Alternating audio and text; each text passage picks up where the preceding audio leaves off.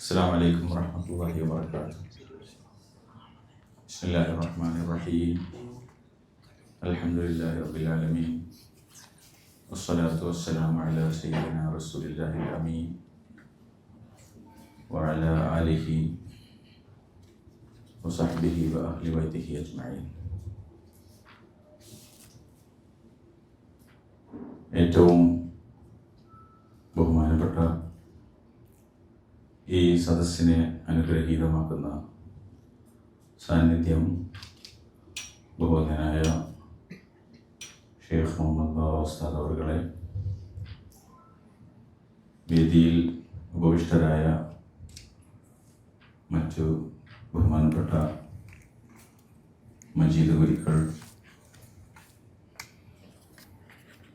ജാബിർ സുലൈം സാഹിബ്, നാസർ മഹബൂബി അടക്കമുള്ള വിശിഷ്ട വ്യക്തികളെ, സദസ്സിലുള്ള എൻ്റെ പ്രിയപ്പെട്ട സഹോദരി സഹോദരങ്ങൾ, ഉസ്താദ് ഒരു ആവശ്യത്തിന് വേണ്ടി കോഴിക്കോട് വന്ന സമയത്ത് ഈ പരിസരത്തുള്ള ഉസ്താദിൻ്റെ ശിഷ്യന്മാരുടെയും സുഹൃത്തുക്കളുടെയും ഒക്കെ ഒരു ചെറിയ സംഗമം നടത്തിയാലോ എന്ന് അനുവാദം ചോദിക്കുകയും 2 ദിവസം മുമ്പ് ഉസ്താദ് ഇങ്ങോട്ട് വരുന്നുണ്ട് എന്ന് പറഞ്ഞ സമയത്ത് ഈ ഒരാശയം പറഞ്ഞപ്പോൾ അദ്ദേഹം അതിന് അനുവാദം നൽകുകയും വളരെ പെട്ടെന്ന് ചുരുങ്ങിയ സമയത്ത് ഈ രീതിയിലൊരു പരിപാടി ഇവിടെ സംഘടിപ്പിക്കുകയുമാണ് ചെയ്തത്. കൂടുതൽ തയ്യാറെടുപ്പുകളോ ഔപചാരികതകളോ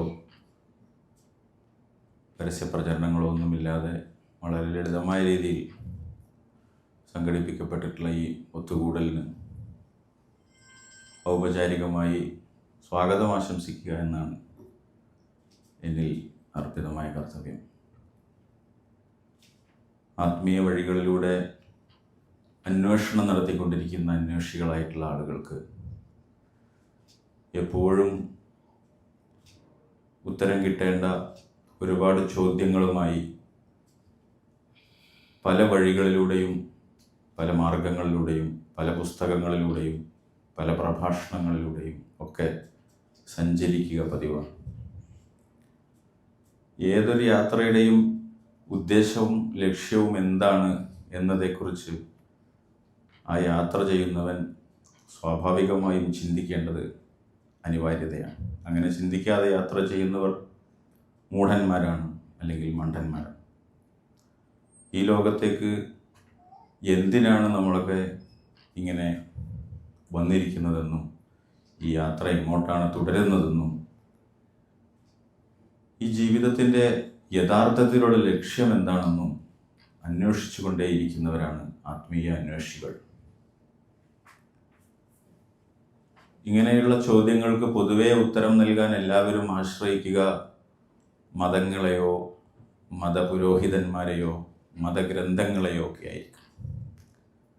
സ്വാഭാവികമായും മുസ്ലിം സാംസ്കാരിക പരിസരത്ത് നിന്ന് വരുന്ന നമ്മളെപ്പോലുള്ള ആളുകൾ കൂടുതലായും നമ്മൾ ബഹുമാനിക്കുകയോ പിൻപറ്റുകയോ ചെയ്യുന്ന പണ്ഡിതന്മാരോട് ഇത്തരം കാര്യങ്ങളെക്കുറിച്ച് അന്വേഷിക്കും. അപ്പോൾ വേദപാഠപുസ്തകങ്ങളുടെയൊക്കെ അടിസ്ഥാനത്തിൽ വമാ ഖലഖ്തുൽ ജിന്ന വൽ ഇൻസ ഇല്ലാ ലിയഅ്ബുദൂൻ, മനുഷ്യരെയും ജിന്നുകളെയും ഇവിടെ അള്ളാഹുവിന് ഇബാദത്ത് ചെയ്യാനല്ലാതെ സൃഷ്ടിച്ചിട്ടില്ല എന്നൊക്കെ പറയുകയും ഇബാദത്ത് എന്ന് പറയുന്നത് ഭയങ്കരമായ ആളുകൾ കൂലിപ്പണി എടുക്കുന്നത് പോലെ എണ്ണം വെച്ച് ചെയ്തു കൂട്ടുന്ന കുറേ പരിപാടികളും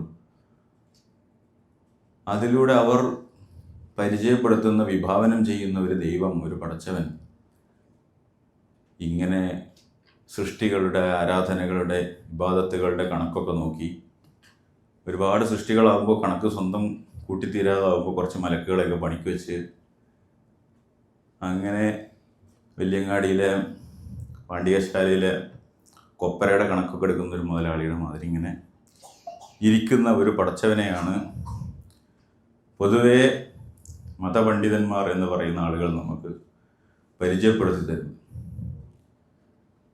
അങ്ങനെ ഒരു പടച്ചവനെ കുറിച്ച് സങ്കല്പിക്കാനും ആലോചിക്കാനും ആ പടച്ചവനിലേക്ക് തിരിയാനും നമുക്ക് വിമുഖത ഉണ്ടാകുമ്പോഴാണ് സത്യത്തിൽ അങ്ങനെ ഒരു പടച്ചവൻ തന്നെ ഉണ്ടോ എന്ന ചോദ്യങ്ങളിലേക്കൊക്കെ നമ്മൾ പോകുന്നത്. ഖുർആനെയും ഹദീസുകളെയും ഒക്കെ അതിൻ്റെ കേവലം വാക്കർത്ഥങ്ങളിലൂടെ മാത്രം കണ്ടു പഠിക്കുകയും അതിലൂടെ മാത്രം അതിനെ വിശദീകരിക്കുകയും ചെയ്യുന്ന പണ്ഡിതന്മാർ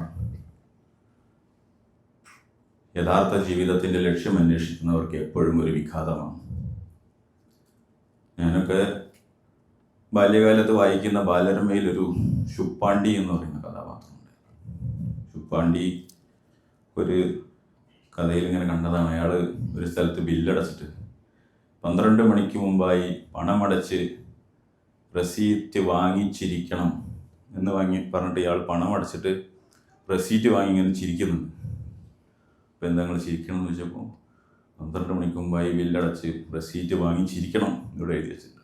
അപ്പോൾ ഒരാൾ പറഞ്ഞു കൊടുത്തു, അങ്ങനെയല്ല, 12 മണിക്ക് മുമ്പായി പണമടച്ച് റെസീറ്റ് വാങ്ങിച്ച് ഇരിക്കണം എന്നാണ് അതിൻ്റെ യഥാർത്ഥ മലയാളം.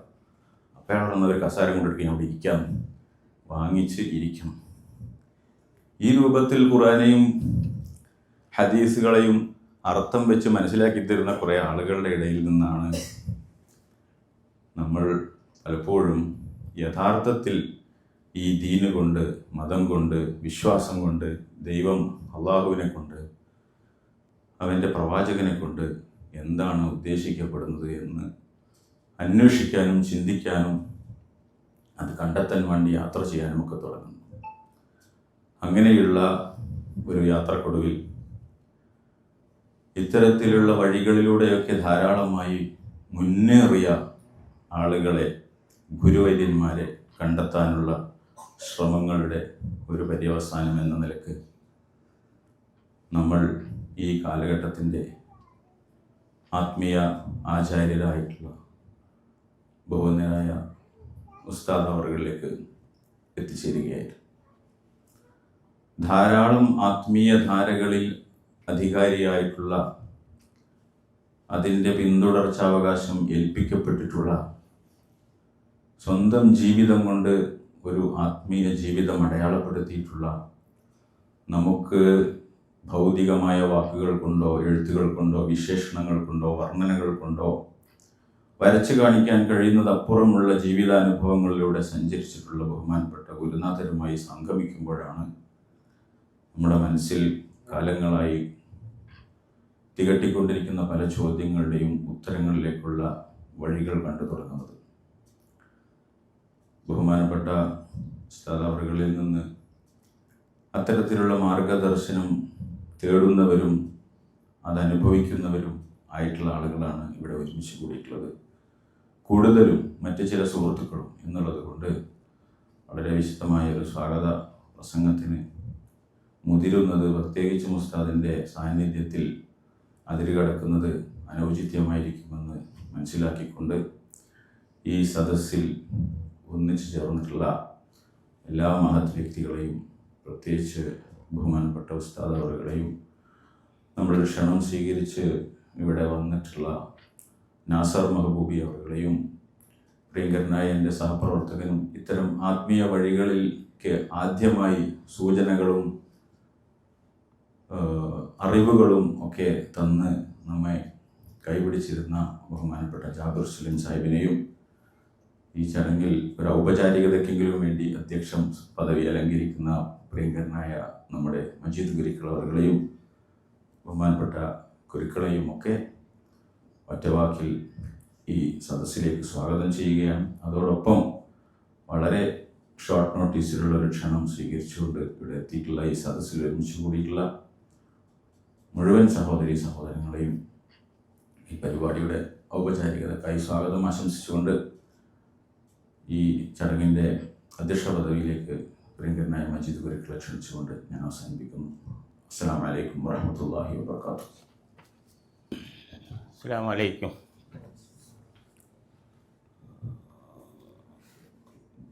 പ്രിയമുള്ള സദസ്യരെ, സാധാരണ നമ്മളെല്ലാവരും പറയും മാതാ പിതാ ഗുരു ദൈവം എന്നൊക്കെ സാധാരണ പറയാറുണ്ട്. അപ്പം നമ്മളെ പോലെയുള്ള പാമരന്മാർ വിചാരിച്ചു വെച്ചിരിക്കുന്നത് ആദ്യം മാതാവ്, അത് കഴിഞ്ഞാൽ പിതാവ്, അത് കഴിഞ്ഞാൽ ഗുരു, അത് കഴിഞ്ഞാൽ ദൈവം എന്നാണ് നമ്മൾ എല്ലാവരും കരുതി വച്ചേക്കണം. അപ്പോൾ എൻ്റെ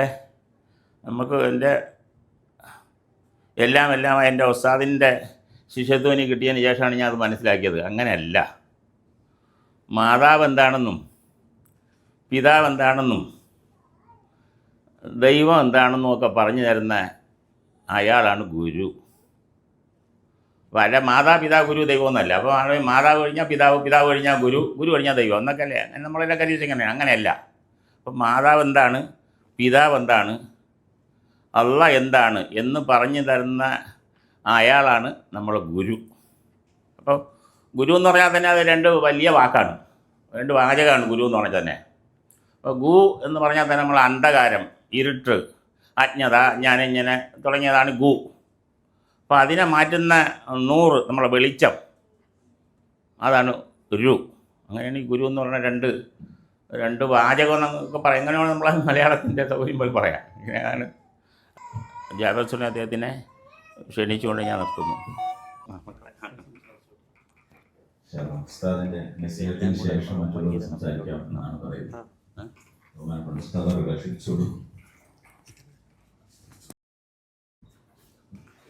അസ്സലാമു അലൈക്കും.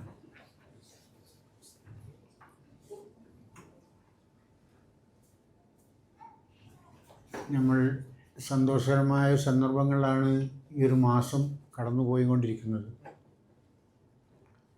ലോക ചരിത്രത്തിൽ അറിയപ്പെടാത്ത, ഇനിയും അറിയപ്പെടാത്ത ഒരുപാട് രഹസ്യങ്ങളുടെ കലവറയാണ് റബീഉൽ അവ്വലിൽ ജനിക്കപ്പെട്ട മുഹമ്മദ് റസൂലുള്ളാഹി സ്വല്ലല്ലാഹു അലൈഹി വസല്ലം.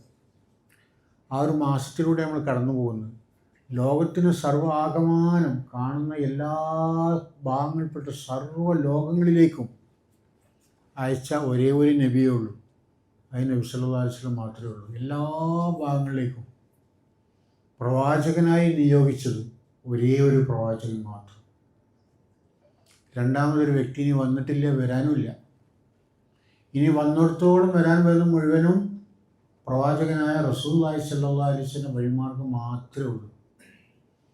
ആരെങ്കിലും അതിൽ നിന്നൊരാൾ വേറെ പറഞ്ഞൊരു നബി വരാനുണ്ട്, ഞാനൊരു നബിയാണ്, എൻ്റെ പേര് ഖുർആനിലുണ്ട് എന്ന് പറഞ്ഞ അഹമ്മദ് ഖാദിയാനി വന്നാലും,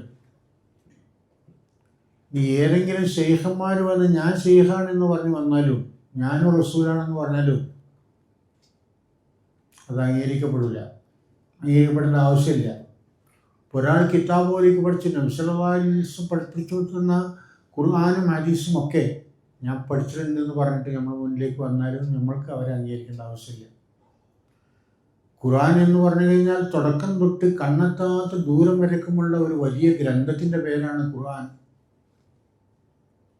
അതിന് വേറെ പേരുകൊണ്ട് ലൗഹുൽ മഹ്ഫൂദ്.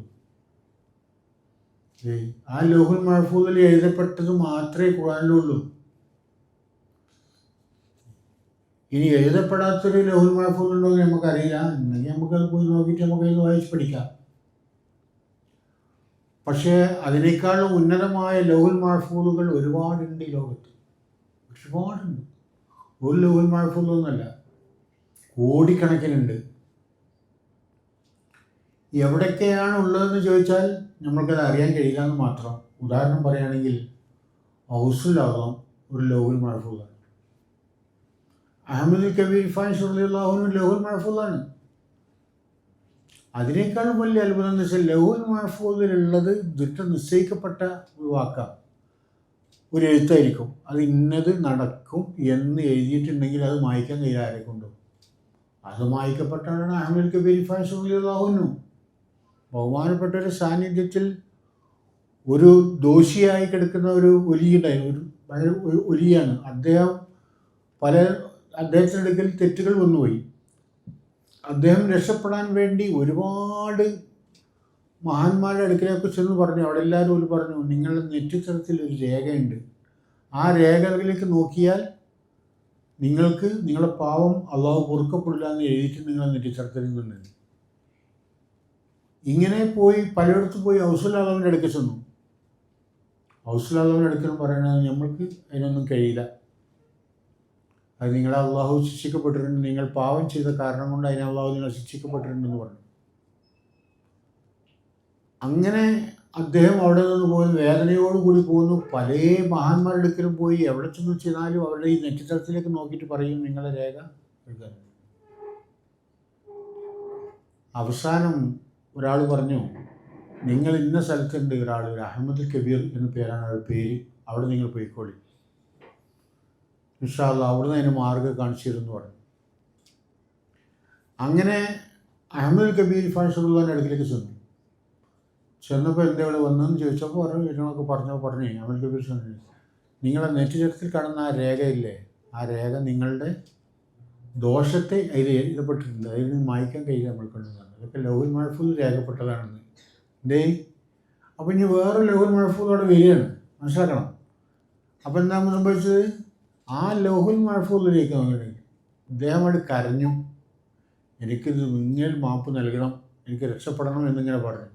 അവസാനം അഹമ്മദ് കബീർ ഫാൻഷോറില്ല നമ്മൾ മശായിമാരെടുക്കുക ചെല്ലുമ്പോൾ അവർ ഓൽക്കുന്ന ഒരു മേലിട്ടൊരു നോട്ടം, വലത്തോട്ടൊരു നോട്ടം, ഇടത്തോട്ടൊരു നോട്ടം, പിന്നെ ഹൃദയത്തിലേക്കൊരു നോട്ടം, അങ്ങനെ നാലോടത്തും ഇങ്ങനെ നോക്കി നോക്കുമ്പോൾ എവിടെ നിന്ന് നോക്കിയിട്ടും എല്ലാ ലൗഹുൽ മഹ്ഫൂദിലും നോക്കിയിട്ടും അവിടെ ഒന്നും വായിക്കാൻ കഴിയില്ല. അവസാനം മൂപ്പവൻ തീരുമാനിച്ചു തരും, എൻ്റെ ലൗഹുൽ മഹ്ഫൂദിലുണ്ടല്ലോ മൂപ്പര പേര്, ഈ റിഫായ് സല്ലല്ലാഹുവിൻ്റെ ലൗഹുൽ മഹ്ഫൂദിലുണ്ട് മൂപ്പര പേര്, ദോഷിയാണ്, അത് പൊറുക്കപ്പെടില്ല. അതിലേക്കൊന്നും ഇങ്ങനെ നോക്കിയിട്ട് എന്താക്കിയെന്നറിയാം, ആട് വായിച്ചു. ലൗഹുൽ മഹ്ഫൂദിൽ എന്തെങ്കിലും രേഖപ്പെടുത്തിയിട്ടുണ്ടെങ്കിൽ അത് മായ്ക്കാൻ കഴിയില്ല. പക്ഷേ റിഫായ് സല്ലല്ലാഹുവിനാവുന്ന ലൗഹുൽ മഹ്ഫൂദിൽ അത് മായ്ക്കപ്പെട്ടു, അദ്ദേഹത്തിന് പാപം പൊറുക്കപ്പെട്ടു. കോടിക്കണക്കിന് തെറ്റുകൾ ചെയ്യുന്നവർ ഈ ലോകത്തുണ്ട്. ഇപ്പോൾ ആദം അലൈഹിസ്സലാം ഒരു കാലഘട്ടത്തിൽ ഒരുപാട് തെറ്റ് ചെയ്തു. എന്ത് തെറ്റ് ചെയ്തത്? ഒരുപാട് തെറ്റ് ചെയ്തു. ഒരു പ്രധാനമായൊരു തെറ്റെന്താണെന്ന് അറിയാം, അതാണ് ഇപ്പം വലിയമാർ സംഭവിച്ചുകൊണ്ടിരിക്കുന്നത്. ആ തെറ്റ് അതിനുണ്ടായതാണ് ആദ്യത്തെ അന. ആദം അലൈഹിസ്സലാം ചോദിച്ചു, ഞാൻ ആരാണെന്ന് ചോദിച്ചു. അപ്പോൾ ആദം അലൈഹിസ്സലാം പറയും, നീ തന്നെ, ഞാനാണ് തന്നെ. എന്തേ അപ്പം എൻ്റെ ഈ അന പോലല്ലേ എന്ന്. അതിനുണ്ടായതാണ് ഇബ്ലീസ്. അനയിട്ട് കിടക്കുക, ഞാനാണ് വലിയ ആളെന്ന് പറയണില്ലേ എന്നാണ് ഒന്ന്. അപ്പോൾ ഈ അന പോവാത്ത കാലത്തോളം ആദം അലൈഹിസ്സലാമിന് മാപ്പില്ല, അതിനും അള്ളാഹു ശിക്ഷിക്കപ്പെട്ടു. പിന്നെ രണ്ടാമത്താണ് ഒരു പഴം തിന്നാൻ പറഞ്ഞു. ആ പഴം തിന്നും. ആ പഴം തൊണ്ടയിലേക്ക് ഇറങ്ങുന്നതിന് മുമ്പ്, അത് ഈ ചരിത്രങ്ങൾ പറയുന്ന കഥകളാണ്, തൊണ്ടയിലേക്ക് ഇറങ്ങിയപ്പോൾ തൊണ്ടയിൽ വെച്ച് കുടിച്ചു ആദം അലൈഹിസ്സലാമിനോട്. തൊണ്ട മുഴ, ആണുങ്ങൾക്കൊക്കെ തൊണ്ടയിൽ മുഴ ഉണ്ടാവും, സ്ത്രീകൾക്ക് അവരുടെ 2 സ്ഥാനങ്ങൾ അവിടെ വെച്ചിട്ട് കുടിച്ചു എന്നുള്ളതാണ്. പക്ഷേ ഒരു മഹാനായ ഒരു ഷെയ്ഖ് പറയേണ്ടായ ഒരു വാക്ക്, അത് വലിയൊരു വാക്കാണ്. ആദം അലൈഹിസ്സലാമാണെങ്കിൽ ആ പഴം തിന്നിട്ട് അങ്ങനെ വന്നത്, ഞാനാണെങ്കിൽ വേര് കൂടി കുറച്ച് തിന്നായിരുന്നു. ഒരു പഴത്തിനകത്ത് ഇന്ന് ഈ കാണുന്ന 18,000 ആലെങ്കിലും അള്ളാഹു വെച്ചതുകൊണ്ട് ഈ പഴം കൊണ്ടല്ലേ, ആ പഴം തിന്നുകൊണ്ടല്ലേ ഈ 18,000 ആലം അള്ളാഹു ഉണ്ടാക്കിയത് ഒരൊറ്റ പഴം കൊണ്ടാണ്. ഞാൻ ചെയ്ത ആദമിൻ്റെ സ്ഥാനത്തെങ്കിൽ ഞാൻ ആ വേരും കൂടി കുറച്ച് തിന്നുമായിരുന്നു അത്. അപ്പോൾ എന്തെല്ലാം ഉണ്ടാവും ഇവിടെ അല്ലേ? അപ്പോൾ ഇതേപോലെ നമ്മൾ മനസ്സിലാക്കേണ്ടത് എന്താണെന്ന് വെച്ചാൽ, വിജ്ഞാനങ്ങളെ കൊണ്ട് ആര് മുന്നിൽ വന്നാലും അറിവുകൾ സംസാരിക്കപ്പെടുന്നില്ല. ജ്ഞാനം, അജ്ഞാനം, വിജ്ഞാനം, വൈജ്ഞാനം, അങ്ങനെ 4 തരം ജ്ഞാനങ്ങളുണ്ട്. അതിൽ വിജ്ഞാനം എന്ന് പറഞ്ഞു കഴിഞ്ഞാൽ അജ്ഞാനം, വിജ്ഞാനം. ഇത് നമ്മൾ പറഞ്ഞു കഴിഞ്ഞാൽ വിജ്ഞാനം എന്ന് പറഞ്ഞു കഴിഞ്ഞാൽ ഇന്നത്തെ സയൻസ് പ്രകാരമായുള്ള കണ്ടുപിടുത്തങ്ങൾ, പ്ലെയിൻ പറക്കുന്നത്, മറ്റുള്ള കാര്യങ്ങൾ, ഇതൊക്കെ വിജ്ഞാനങ്ങളിൽ പെട്ടതാണ്. അജ്ഞാനം എന്ന് പറഞ്ഞു കഴിഞ്ഞാൽ എന്താണെന്ന് വെച്ചാൽ, നമ്മൾ ആരെന്ത് പറഞ്ഞാലും ഒരാൾ ചോദിച്ചു നിങ്ങൾക്ക് എന്തെങ്കിലും വിവരങ്ങളുണ്ടോ എന്നൊക്കെ ചോദിച്ചാൽ അവരോട് പറയല്ലോ, എന്തെങ്കിലും അറിവുണ്ടോ ചോദിച്ചാൽ ഒരു അറിവില്ല എന്ന് പറയും അല്ലേ? അവൻ യഥാർത്ഥത്തിൽ ഓൻ കള്ളനാണ്. എന്താ കാരണം? ഓനൊരു അറിവ് പഠിക്കാനും ആഗ്രഹിക്കുന്നില്ല, ഓൻ്റെ അടുത്തുള്ള അറിവിൽ നിന്ന് ശരിയാണോ തെറ്റാണോ ചിന്തിക്കാനോ നിൽക്കുന്നില്ല. എനിക്കൊരു അറിവില്ല എന്ന് പറയുകയും അവനാണ് യഥാർത്ഥത്തിൽ അജ്ഞാനി.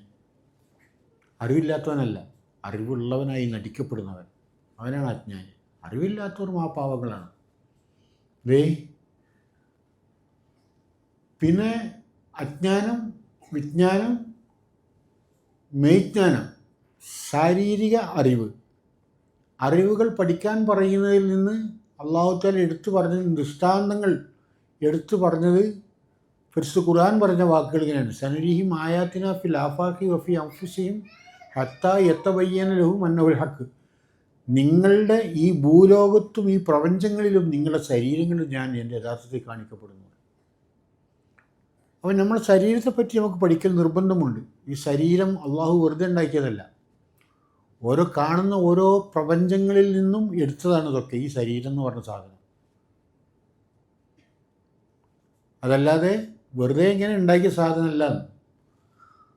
അത് എന്തിനു വേണ്ടി അങ്ങനെ ചെയ്തു? അല്ലാഹു തആല എല്ലാ വസ്തുക്കളെക്കാട്ടും ശ്രേഷ്ഠനായിരിക്കണം മനുഷ്യൻ എന്ന് അള്ളാഹ്ക്ക് നിർബന്ധമുണ്ടായി. അതുകൊണ്ടാണ് ആ ശ്രേഷ്ഠതയിലേക്ക് നമ്മൾ കടന്നു വരണം. അതിന് നമ്മൾ എന്ത് ചെയ്യണം? അങ്ങനെ കടന്നു പോയവർക്കുള്ള കുറയണം. ഇരുന്ന ഇരുപ്പിന് ആകാശം കണ്ടോവർ ഏറും മലക്കൂത്തിൽ രാജാളി എന്നോവർ എന്നൊക്കെ പറഞ്ഞില്ലേ? ഇരുന്ന ഇരിപ്പിൽ നിന്ന് 7 ആകാശം കാണാം. അത് ചില്ലറ കാര്യമല്ല പക്ഷേ നമുക്ക് കാണാൻ കഴിയും. ഈ 7 ആകാശവും 7 ഭൂമിയും നമ്മുടെ ശരീരത്തിലുണ്ട്. അതിലൂടെ സഞ്ചരിച്ചാലേ നമുക്കത് മനസ്സിലാക്കാൻ പറ്റുള്ളൂ. അപ്പോൾ നമുക്ക് എന്താക്കാൻ പറ്റും? ഇരുന്ന ഇരിപ്പം തന്നെ നമുക്ക് ആകാശം കണ്ടൂടെ? അർഷും കുർഷും ഉണ്ട് നമ്മുടെ ശരീരത്തിൽ. 7 മക്കാമ് കൂടാതെ 2 മക്കാമ് വേറെയുണ്ട്. ഒന്ന് അള്ളാൻ്റെ മക്കാമുണ്ട്, പിന്നെ അള്ളാനെ ചുമക്കുന്ന ഒരു സാധനമുണ്ടല്ലേ അർഷ്, അതിൻ്റെ മക്കാമുണ്ട്.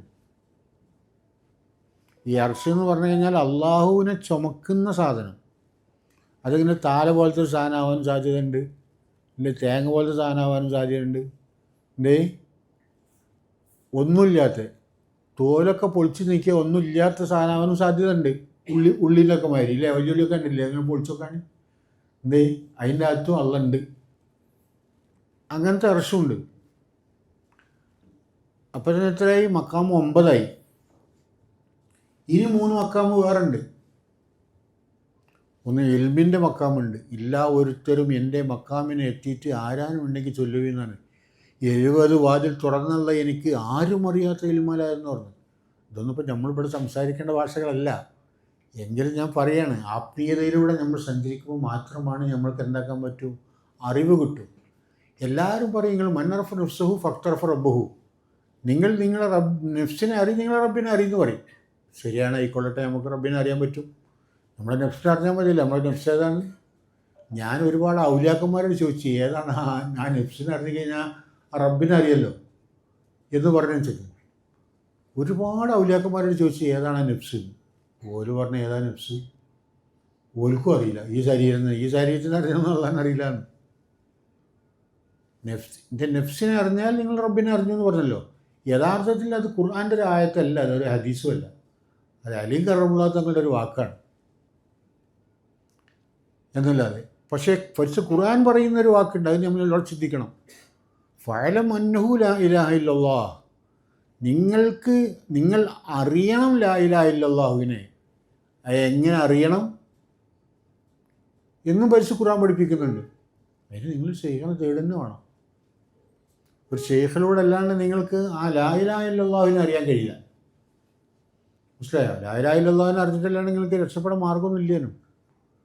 അല്ല, നമ്മളിപ്പോൾ ലാ ഇലാഹ ഇല്ലല്ലാഹ് ഇങ്ങനെ കോടിക്കണക്കിന് ചൊല്ലിയിട്ട് കാര്യമില്ല എന്ന് അതിനെ അറിയണ്ടേ. ഒരാളിപ്പോൾ കോടിക്കണക്കിന് ദിക്ർ തക്കല പീർന്നൊക്കെ പറഞ്ഞ മാതിരി പറഞ്ഞു കഴിഞ്ഞാൽ നമ്മൾ അത്ഭുതപ്പെട്ടു പോകും. 1000 കൊല്ലം ഒരൊറ്റ ശ്വാസം തന്നെ പിടിച്ചിട്ട് ഇരുന്നിട്ട് 1000 വർഷം കഴിഞ്ഞ് വിട്ടാലും അവനെന്താവില്ല, മൂമിൻ എന്നുള്ള പേര് അവനക്ക് വരില്ല. കോടിക്കണക്കിന് ഇബാദത്തുകൾ ചെയ്താലും അവനക്കത് വരാൻ കഴിയില്ല. നേരെ മറിച്ച് ഔസുലാലമിനെ ഒരു വാട്ടം കണ്ടു കഴിഞ്ഞാൽ എടുത്ത് കണ്ട് നേരെ സ്വർഗ്ഗത്തിൽ എടുത്തുക്കും അല്ലേ. അള്ളാഹിൻ്റെ അടുക്കൽ കൊണ്ടാക്കിയില്ല, പഠിച്ചോനെ കണ്ട ആയിരിക്കുന്നു പഠിച്ചോ. നമ്മളിങ്ങനെ നോക്കുമ്പോൾ എങ്ങനെ ഉണ്ടാവുന്ന നിങ്ങൾ പഠിച്ചോന് എങ്ങനെ ഉണ്ടാവും? നമ്മളിവിടുത്തെ കേട്ടറിവ് പ്രകാരം കണ്ണില്ല, മൂക്കില്ല, നാക്കില്ല. ഇവിടെ നാട്ടിൽ നടക്കുന്ന കണ്ണുട്ടന്മാരെ മാതിരി ഉണ്ടാവും ഒരാളിങ്ങനെ കുത്തിരിക്കണം അല്ലേ. ഇത് ചില ആൾക്കാർക്ക് സംസാരിക്കാൻ കഴിയാത്ത നാവില്ലാത്ത ആൾക്കാരൊക്കെ മാറി കാണാം, ഒരാളിങ്ങനെ കാണാം. ഇതാണല്ലോ പഠിച്ചോന്, അല്ല വേറെ ഏതാ പഠിച്ചോൻ? അങ്ങനെ വൃത്തികേടിലേക്ക് കൊണ്ടുപോയിക്കൊണ്ടിരിക്കുകയാണ് നമ്മളതായി കിടക്കുന്ന ഈ സമൂഹത്തിലുണ്ടാകുന്ന ഒരു വിഭാഗം. പല വിഭാഗങ്ങളും ഇതിൻ്റെ അകത്തുണ്ട്. അള്ളാഹു നമ്മളെല്ലാവരെയും കാത്ത് രക്ഷിക്കട്ടെ. ഇതിൻ്റെ ഇടയിൽ നിന്നാണ് ഒരു സത്യ വഴിയിലൂടെ നമ്മൾക്ക് പ്രവേശിക്കാൻ നമുക്ക് സാധിപ്പിച്ചത്. ഇപ്പോൾ അള്ളാഹു നമുക്ക് സാധിച്ചു. ഇനി അതിൽ നിന്നാൽ മതി. അതാകെ 2 കാര്യമുള്ളൂ. 2 കാര്യമാണ് ആകെ അള്ളാഹു തആല അള്ളാഹിൻ്റെ അർഷ് മുഖാന്തരം വെച്ച 2 കാര്യം. ഇതേ ആദം അലൈഹി ഇസ്ലാമിൻ്റെ പാവം പൊറുക്കപ്പെട്ട് കൊടുത്ത ഒരു വിഷയം. എത്രയോ വർഷം, 300 വർഷത്തോളം. അന്നത്തെ വർഷത്തിന് കണക്ക് എങ്ങനെയാണ് നമുക്കറിയില്ല. അന്ന് ഇപ്പോൾ ഇന്നത്തെ മാതിരി ഇതര വർഷമൊന്നും ഇല്ലല്ലോ.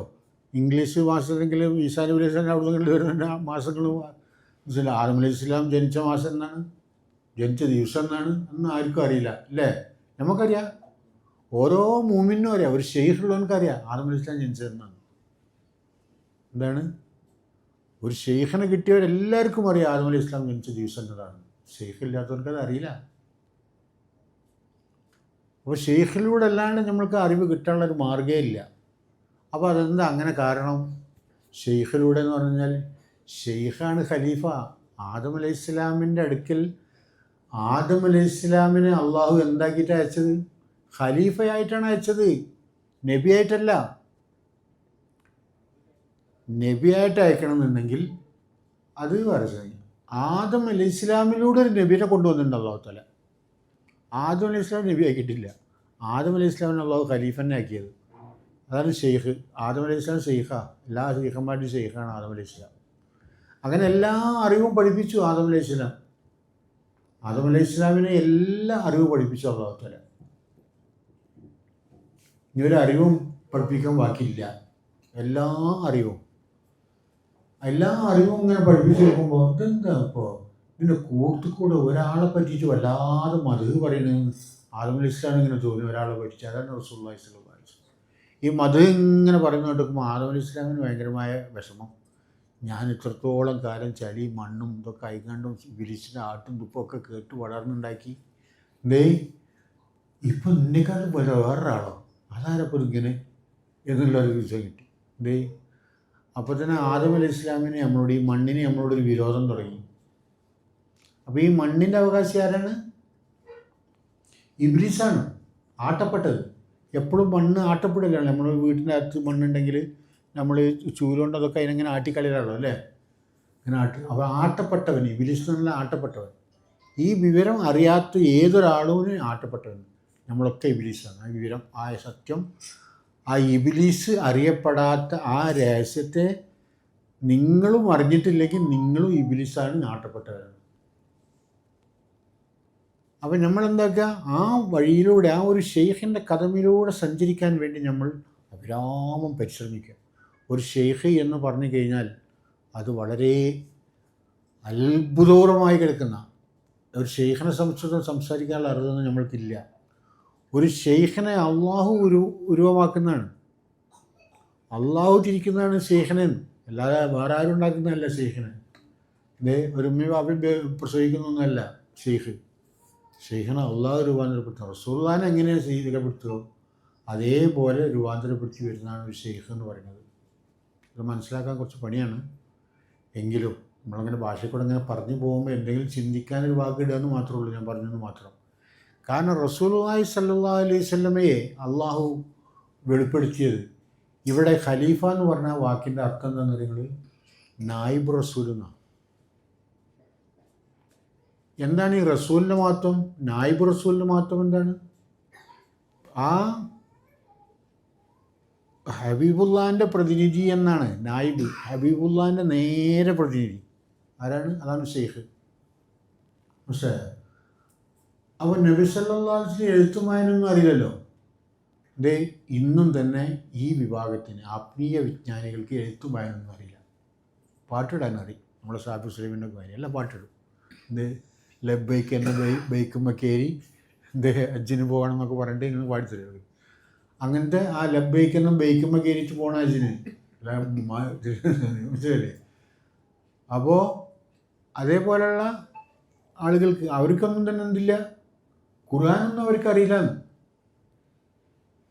അള്ളാഹുവിൻ്റെ ആരിഫീങ്ങളായി കിടക്കുന്ന ആരിഫീങ്ങൾ എന്ന് പറഞ്ഞാൽ അള്ളാഹ് അറിവുള്ളവർ എന്ന് പറഞ്ഞാൽ അവരാണ് ഖലീഫമാർ. അവർ മശായിഖന്മാർ, അവർ ഖുർആൻ്റെ ആയത്തൊന്നും ഓതാനൊന്നും അവർക്കറിയില്ല. ഞാൻ കണ്ട ഒരുപാട് മശായിഖന്മാരുണ്ട്, അവർക്കൊന്നും ഫാത്തിഹ ഓതാനൊന്നും ശരിക്കറിയില്ല. പക്ഷെ അവരൊക്കെ മുമ്പിൽ സംസാരിക്കാനേ പണ്ഡിതന്മാർ വന്നു കഴിഞ്ഞാൽ ഓലോടൊക്കെ സംസാരിച്ചിട്ട് ഓലൊക്കെ കാല് പിടിച്ച് മുട്ടിയിട്ട് പോകും.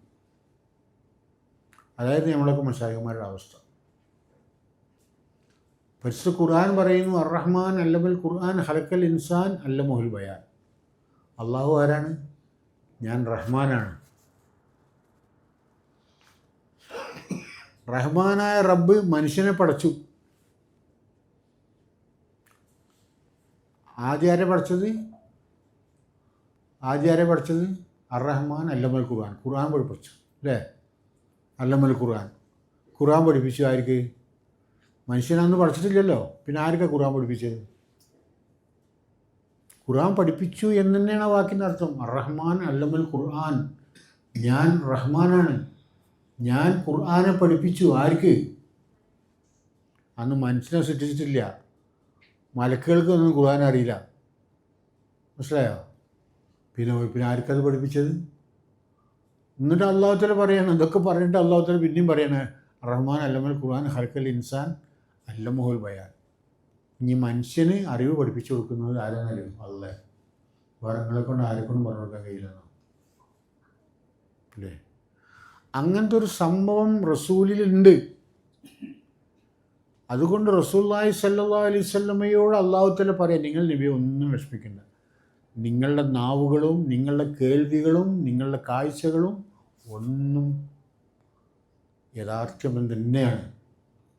ഒന്നും ഉറപ്പിക്കണം. അത് നിങ്ങളെ റബ്ബിൻ്റെ ഇതിൽപ്പെട്ടത് തന്നെയാണ്. അതിലൊരു കളവുമില്ല എന്ന് പഠിപ്പിക്കുകയാണ് അള്ളാഹുവിൻ്റെ റസൂലിനെ പറ്റി പഠിപ്പിച്ചു തരാൻ. ആ റസൂലിൻ്റെ പ്രതിനിധികളൊക്കെ അങ്ങനെ തന്നെയാണെങ്കിൽ ആ പ്രതിനിധികളൊക്കെ അങ്ങനെ തന്നെയല്ലേ? അവരുടെ നാവിൽ നിന്ന് കളവ് വരില്ല.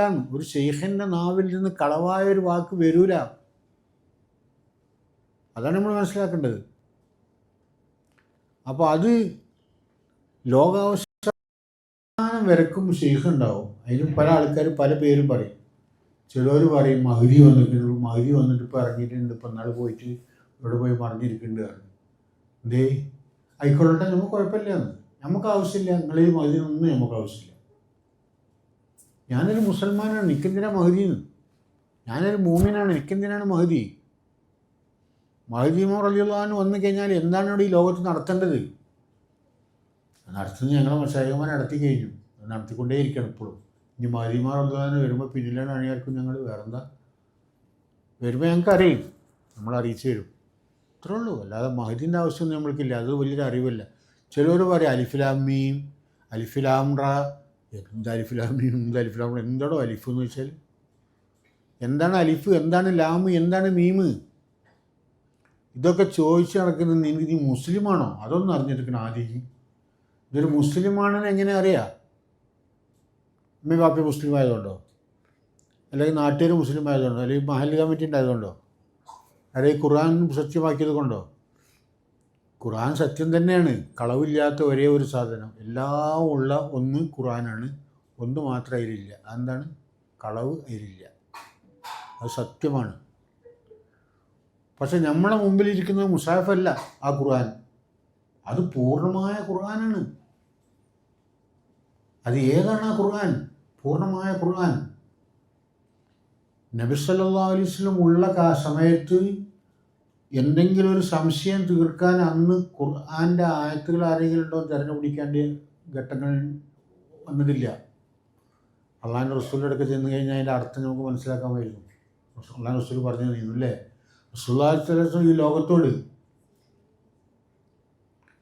മറഞ്ഞിരിക്കുന്ന സമയത്ത് സഹാബാക്കൾ 1.25 ലക്ഷം സഹാബാക്കൾ കൂടിയിട്ടൊരു കാര്യം തീരുമാനിക്കാൻ കഴിയാതായി. എന്താ കാരണം? ഇത് മറിഞ്ഞിരിക്കുകയുള്ളൂ, ഉള്ളിലെടുക്കാനുള്ള ആൾക്കാരെ കിട്ടിയില്ല. സഹാബാക്കൾക്ക് പോലും അകത്തേക്ക് കടന്നു ചെന്നുകൊണ്ട്, ഹബീബുള്ളാഹിൻ്റെ അകത്തേക്ക് കടന്നു ചെന്നുകൊണ്ട് ഒരു വിജ്ഞാനത്തിന് എടുക്കാൻ കഴിഞ്ഞില്ല. അതിലെടുക്കാൻ കഴിഞ്ഞ ആൾ വളരെ കുറച്ച് ആൾക്കാർ. അതിൽ ഒന്നുപെട്ടാണ് അലി റളിയല്ലാഹു തങ്ങൾ പോലത്തെ ചില ആളുകൾ, അബൂ ഹുദൈഫ റളിയല്ലാഹു അൻഹു പോലത്തെ ആൾക്കാരൊക്കെ അതിൽ ആ മറഞ്ഞു നിന്നുകൊണ്ട്, ആ മറഞ്ഞു നിന്ന നബിയിൽ നിന്ന് ആ വിജ്ഞാനങ്ങളെ ഉൾക്കൊള്ളാൻ കഴിയുമായിരുന്നു അല്ലേ? ഇന്നിപ്പോൾ നമ്മൾ പറയാനുണ്ട്, എൻ്റെ ഷെയ്ഖിൻ്റെ അടുക്കൽ ചെല്ലുമ്പോൾ ഞാൻ എന്തെങ്കിലും മനസ്സിൽ വെച്ച് ചെല്ലുകയാണെങ്കിൽ ചിലപ്പോൾ അക്കിട്ട് പറഞ്ഞു തരുന്നു. കാരണം അതവിടെ ഹൃദയങ്ങളിലേക്ക് അള്ളാഹു സുബ്ഹാനഹു വ തആല അപ്പോഴേക്കപ്പോൾ കൊടുക്കുന്നൊരു അറിവാണ് ഖുർആൻ. ഖുർആൻ എന്ന് പറഞ്ഞു കഴിഞ്ഞാൽ ഗ്രന്ഥത്തിലുള്ളതല്ല. എന്നാൽ ഇത് ഗ്രന്ഥത്തിലുള്ള അല്ല എന്ന് പറഞ്ഞിട്ടുണ്ടെങ്കിൽ നിങ്ങൾ പിന്നെ ഒഴിവാക്കൊന്നും വേണ്ട ഖുർആൻ. അത് തെറ്റാ. കാരണം അത് പൂർണ്ണമായും ഖുർആൻ തന്നെയാണ്. എന്ന് വെച്ചാൽ അത് കത്തിച്ചാൽ കത്തും, അതിന് ഹയാത്തില്ല. നമ്മളെ കയ്യിലിരിക്കുന്ന ഖുർആൻ എന്ന് പറയുന്ന മുസാഫ്, ഖുർആനല്ല അത്, മുസാഫ്. ആ മുസാഫിന് എന്തില്ല? അത് കത്തിച്ചാൽ കത്തും, മായ്ച്ചാൽ മായും. ഖുർആൻ കത്തിച്ചാൽ കത്തൂല, മായ്ച്ചാൽ മായില്ല. അതിന് അക്ഷരങ്ങളില്ല. അള്ളാഹുവിൻ്റെ കലാമായതുകൊണ്ട് അതിന് അക്ഷരങ്ങളില്ല. പിന്നെ ഏതാണ് ഈ ഖുർആൻ? ഇതൊക്കെ ഞാൻ ചിന്തിപ്പിക്കാൻ വേണ്ടി പറയാണ്. ഞാനൊരു പിന്നെ എല്ലാം പറഞ്ഞ് അവസാനിപ്പിച്ചുകൊണ്ട് പറയല്ല, ഞാൻ ചിന്തിക്കുക നിങ്ങൾ. അപ്പം പിന്നെ എവിടെയായിരിക്കും ഖുർആൻ? അതെങ്ങനെയായിരിക്കും അത്? അതായത് ഞാൻ പറയാം, നമ്മളെ വെള്ളയിൽ ഒരു വലിയ പൈസക്കാരനായിരുന്നു, കോഴിക്കോട് വെള്ളയിൽ ഒരു വലിയ പൈസക്കാരുണ്ടായിരുന്നു. അപ്പോൾ ഈ കള്ളന്മാരെ ഭയങ്കര ശല്യം. അപ്പോൾ മൂപ്പരെന്താക്കി, ഒരു വാളെടുത്തിട്ട്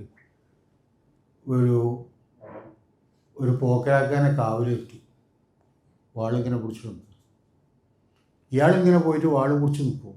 അപ്പോൾ കള്ളന്മാരിങ്ങനെ വരുന്ന സമയത്ത് ഞങ്ങളുടെ പോക്കറിൻ്റെ കയ്യിൽ വാളുണ്ട്, നമുക്കവിടെ പോകണ്ടെന്ന് അറിയും. ഇതന്നെ സംസാരമായി. കള്ളന്മാരും അങ്ങോട്ട് പോകില്ല, കാരണം പോക്കരാക്കാറുണ്ടല്ലോ.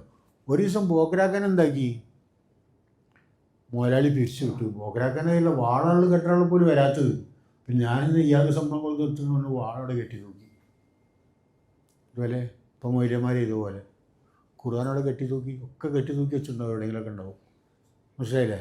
അല്ലെങ്കിലൊക്കെ അച്ചടിച്ചിട്ട് ഇങ്ങനെ പ്രസ്സിലൊക്കെ ഉണ്ടാവും. ഇങ്ങനെ വിൽക്കുക, കച്ചവടം അയക്കണം. ഇപ്പോൾ സൗദിയിലൊക്കെ കച്ചവടം അയക്കണം, ലക്ഷക്കണക്കിന് ഇങ്ങനെ വിറ്റയക്കുന്നതാണ്. അപ്പോൾ നമ്മൾ മനസ്സിലാക്കേണ്ടത് എന്താണ്? അങ്ങനെ നോക്കണ സമയത്ത് പിറ്റന്നാ പോക്കരാക്കാനെ പറഞ്ഞു വെച്ചിട്ട് വാൾ കെട്ടി തൂക്കിയതിൻ്റെ പിറ്റന്നാ ചെന്നിട്ട് മുതലാളി നീച്ച് നോക്കണ സമയത്ത് ഒക്കെ കൊള്ളടിച്ച് പോയിക്കണം. കംപ്ലീറ്റ് സ്വത്തും കൊള്ളടിച്ച് പോയിക്കണം.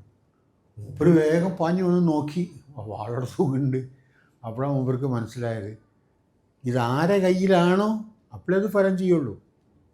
എന്നപോലെ ഖുർആൻ നിങ്ങളുടെ കയ്യിലാണോ നിങ്ങൾക്ക് ഫലം ചെയ്യും, അതല്ലാതെ ഫലം ചെയ്യില്ല. അട്ടത്ത് വെച്ചിട്ടും അതിങ്ങനെ നോക്കി പഠിച്ചാലൊന്നും ഫലം ചെയ്യില്ല. അപ്പോൾ എന്താണ് ഖുർആൻ? ഖുർആൻ എന്ന് പറഞ്ഞാൽ 100% പ്രകാശമാണ് എന്നാണ് പറയുന്നത്. 100% പ്രകാശമാണ്. ഇമാം ഗസാലി അള്ളാഹിൻ്റെ വാക്കിൽ അത് കറുത്ത മഷി കൊണ്ട് വെളുത്ത പേപ്പറിൽ എഴുതിയ ഒരു ഇതാണ്, പ്രകാശം ചെയ്യുന്ന. അപ്പോൾ നമ്മളെന്ത് ചെയ്യണം? ആ ഖുർആനെ പ്രകാശിപ്പിക്കണം. ഈ ഖുർആനെ അള്ളാഹു തആല അക്ഷരങ്ങളാക്കി ഇറക്കിയ ഖുർആനുണ്ട്. അതേതാണ് ആ ഖുർആൻ? ഇൻഷാ അല്ലാഹ് സന്ദർഭങ്ങൾ കിട്ടുമ്പോൾ നമുക്ക് സാഹചര്യങ്ങൾക്ക് അനുസരിച്ചിട്ട് നമുക്ക് പിന്നെ സംസാരിക്കാം. ഏതായാലും ഇങ്ങനത്തെ ഒരുമിച്ച് കൂടലുകൾ നമുക്ക് എപ്പോഴും ഉണ്ടാവണം. ഒരിക്കലും ഒരു വയലിൻ്റെ സദസ്സാക്കി മാറ്റരുത് നമ്മൾ സാക്ഷ്യമാണ്. നിങ്ങൾക്ക് ഒരുപാട് പേരുകളിലും സംസാരിക്കാനാണ്, എനിക്കാണെങ്കിൽ സംസാരിക്കാനുള്ള ബുദ്ധിമുട്ടുകളും പ്രയാസങ്ങളും ഒരുപാടുണ്ട്. കാരണം നല്ല ആരോഗ്യവാനാണ് ഇപ്പോൾ. മുഹമ്മദിൻ്റെ കാര്യമൊന്നുമല്ല, മൂന്നേക്കാളൊക്കെ നല്ല ആരോഗ്യം എനിക്കുണ്ട്. ഇതപ്പോൾ അതുകൊണ്ട് ഞാനിങ്ങനെ കുത്തിരിക്കുന്നത്. പിന്നെ ഉസ്താദിന് ഇപ്പോൾ ആകെ 8-12 വയസ്സായിട്ടുള്ളൂ. നമുക്കങ്ങനല്ലല്ലോ. അപ്പോൾ അതുകൊണ്ട് നമ്മളെല്ലാവരും ഇങ്ങനെ ഒരുമിച്ച് കൂട്ടിയതിന് അള്ളാഹുവിനെ നമ്മൾ സ്തുതിക്കുക ധാരാളം. അള്ളാഹുവിന് വേണ്ടി, അള്ളാഹുവിൻ്റെ തൃപ്തി സമ്പാദിക്കാൻ വേണ്ടി ഒരുമിച്ച് കൂട്ടിയ സദസ്സാണത്. ആരെങ്കിലും എന്തെങ്കിലും കാര്യലാഭത്തിന് വന്നിട്ടുണ്ടെങ്കിൽ അതിലേക്ക് ഇപ്പോൾ നമ്മളിപ്പോൾ എവിടെയെങ്കിലും ഒരു പ്രസംഗം നടക്കുകയാണെങ്കിൽ അവിടെ എന്തെങ്കിലും ഒരു നേർച്ച ഉണ്ടാവും. അവൻ്റെ കാര്യം നടക്കാം, ഒരാൾ കാര്യം നടക്കാം, മറ്റേ നടക്കുക, അങ്ങനെയൊക്കെ പറയുന്ന വെച്ചിട്ടുണ്ട്. ഇപ്പോഴും നമുക്ക് അങ്ങനത്തെ ഒരു ആഗ്രഹമില്ല. ഇവിടെ നമ്മളുടെ ഹൃദയങ്ങളിലേക്ക് 9 പറവകളെ പോലെയാണ് മനുഷ്യൻ്റെ ആത്മാവ്. അത് ഏത് പറവയിലാണ് നിങ്ങൾ നിൽക്കണമെന്നുള്ളത് നിങ്ങളുടെ തഖ്വ അനുസരിച്ചിട്ടാണ് അള്ളാഹു നൽകപ്പെടുക. ഓരോ ഇതും ആ തഖ്വൻ്റെ സമയങ്ങളിൽ ഓരോന്നും ആ പറവകൾ പറന്നുകൊണ്ട് അള്ളാഹുവിൻ്റെ അർശിലേക്ക് പോവുകയാണ്. അതങ്ങനെ പറന്നുകൊണ്ടേയിരിക്കും. മനസ്സിലായോ? അപ്പോൾ ആ പറവകളിലൂടെ യാത്ര ചെയ്യുന്ന കാര്യങ്ങൾ നിങ്ങൾക്ക് പറഞ്ഞു തന്നുന്നുണ്ട്. അതിലൂടെ നിങ്ങൾ യാത്ര ചെയ്തുകൊണ്ടേയിരിക്കുക, ഒരിക്കലും മടിക്കരുത്. യാതൊരു മടി എന്ന് പറയുന്നത് പിന്നെ മുനാഫിക്കാണ്. എന്ത് കാര്യം ചെയ്യാൻ വേണ്ടി കുത്തിരുന്നാലും അവർക്ക് ഇപ്പോൾ ചെയ്യാൻ കഴിയുന്നില്ല എന്ന് മനസ്സിൽ തോന്നുകയാണെങ്കിൽ അവൻ മുനാഫിക്കാണ്. ഇവിടെ നിങ്ങൾക്ക് നൽകിയത് കിതാബിയായ ഒരു അറിവല്ല, റസൂലുള്ളാഹി സ്വല്ലല്ലാഹു അലൈഹി വസല്ലമയുടെ നാവിലൂടെ നിങ്ങൾക്ക് നൽകിയ ഉപദേശമാണ്. അത് നിങ്ങൾ സ്വീകരിച്ചോളണം. അതിൽ കളവ് വരില്ല. നിങ്ങൾക്ക് നൽകി ഒരു ഷെയ്ഖിലൂടെ നിങ്ങൾ കിട്ടുന്നത് ഹബീബുള്ളാഹിൻ്റെ നാവിലൂടെ കിട്ടുന്നതാണ്. അത് നിങ്ങൾ മടിയും ക്ഷീണമൊക്കെ കൂട്ടിയിട്ട് തട്ടിക്കളഞ്ഞു കഴിഞ്ഞാൽ അതേ സിഫിൽ നിർത്തി നിങ്ങളെ മുനാഫിക്കാക്കും അല്ലാത്തവരെ. അള്ളാഹു നമ്മൾ കാത്തുരക്ഷിക്കുമാറാകട്ടെ. അപ്പോൾ 24 മണിക്കൂറും നിങ്ങളുടെ ജീവിതത്തിൽ നിങ്ങൾ കിട്ടിയതുമായി നിങ്ങൾ സുഖലാവണം. നിങ്ങൾ ഈ ലോകത്തോട് യാത്ര പോകുമ്പോൾ ചിരിച്ച് പുഞ്ചിരിച്ച് എല്ലാവരോടും സലാം പറഞ്ഞുകൊണ്ട് യാത്രയാവാൻ അള്ളാഹു നമ്മൾ തൗഫീഖ് ചെയ്യുമാറാകട്ടെ. നാളെ മലായിക്കത്തീങ്ങളും സ്വർഗവാസികളെല്ലാം നമ്മളെ പട്ടുകൾ പലതരം ദ്രവ്യങ്ങളെല്ലാം കൂട്ടി നമ്മളെ സ്വീകരിച്ച് കൊണ്ടുപോകുന്ന ഒരവസ്ഥയിൽ ഉള്ള ആ ഹയാത്തുൽ മൗത്തിലേക്ക് അള്ളാഹു നമ്മൾ ചേർത്ത് തരുമാറാകട്ടെ. കൂടുതലായി സംസാരിക്കുന്നതിന് ഇൻഷാ അല്ലാഹ് ഇവിടെയൊക്കെ നമ്മുടെ ആശ്രമമൊക്കെ ഉണ്ട്. അതിലൊക്കെ നിങ്ങൾ സംസാരിക്കും. ഒരുപാട് കാര്യങ്ങൾ സംസാരിക്കാനുള്ള കഴിവുള്ളവരാണ് അവരൊക്കെ. നമ്മുടെ ജാബിർ സുലൈം സംസാരിക്കും. ഞങ്ങൾ ഇവിടെ ഇപ്പോൾ നമ്മളിപ്പോൾ ഇങ്ങനെ കുത്തിരിക്കുന്ന കാരണം ജാബിർ സുലൈമാണ്. ഞങ്ങൾ തമ്മിലുള്ളൊരു ബന്ധം അങ്ങനെയാണ്, അതിന് മുറിയില്ല. പണ്ട് നമ്മളെ അള്ളാഹുവിൽ അദ്ദേഹത്തിന് ദീർഘായുസ് നൽകുമാറാകട്ടെ. ചില സമയങ്ങളിൽ അറിവുകൾ കൊണ്ടുപോയി എത്തിക്കുന്ന ഭാഗങ്ങളുണ്ട്. അത് വളരെ ശ്രദ്ധിച്ചിട്ടില്ല എന്നുണ്ടെങ്കിൽ നമ്മൾ അപകടത്തിൽപ്പെട്ടു.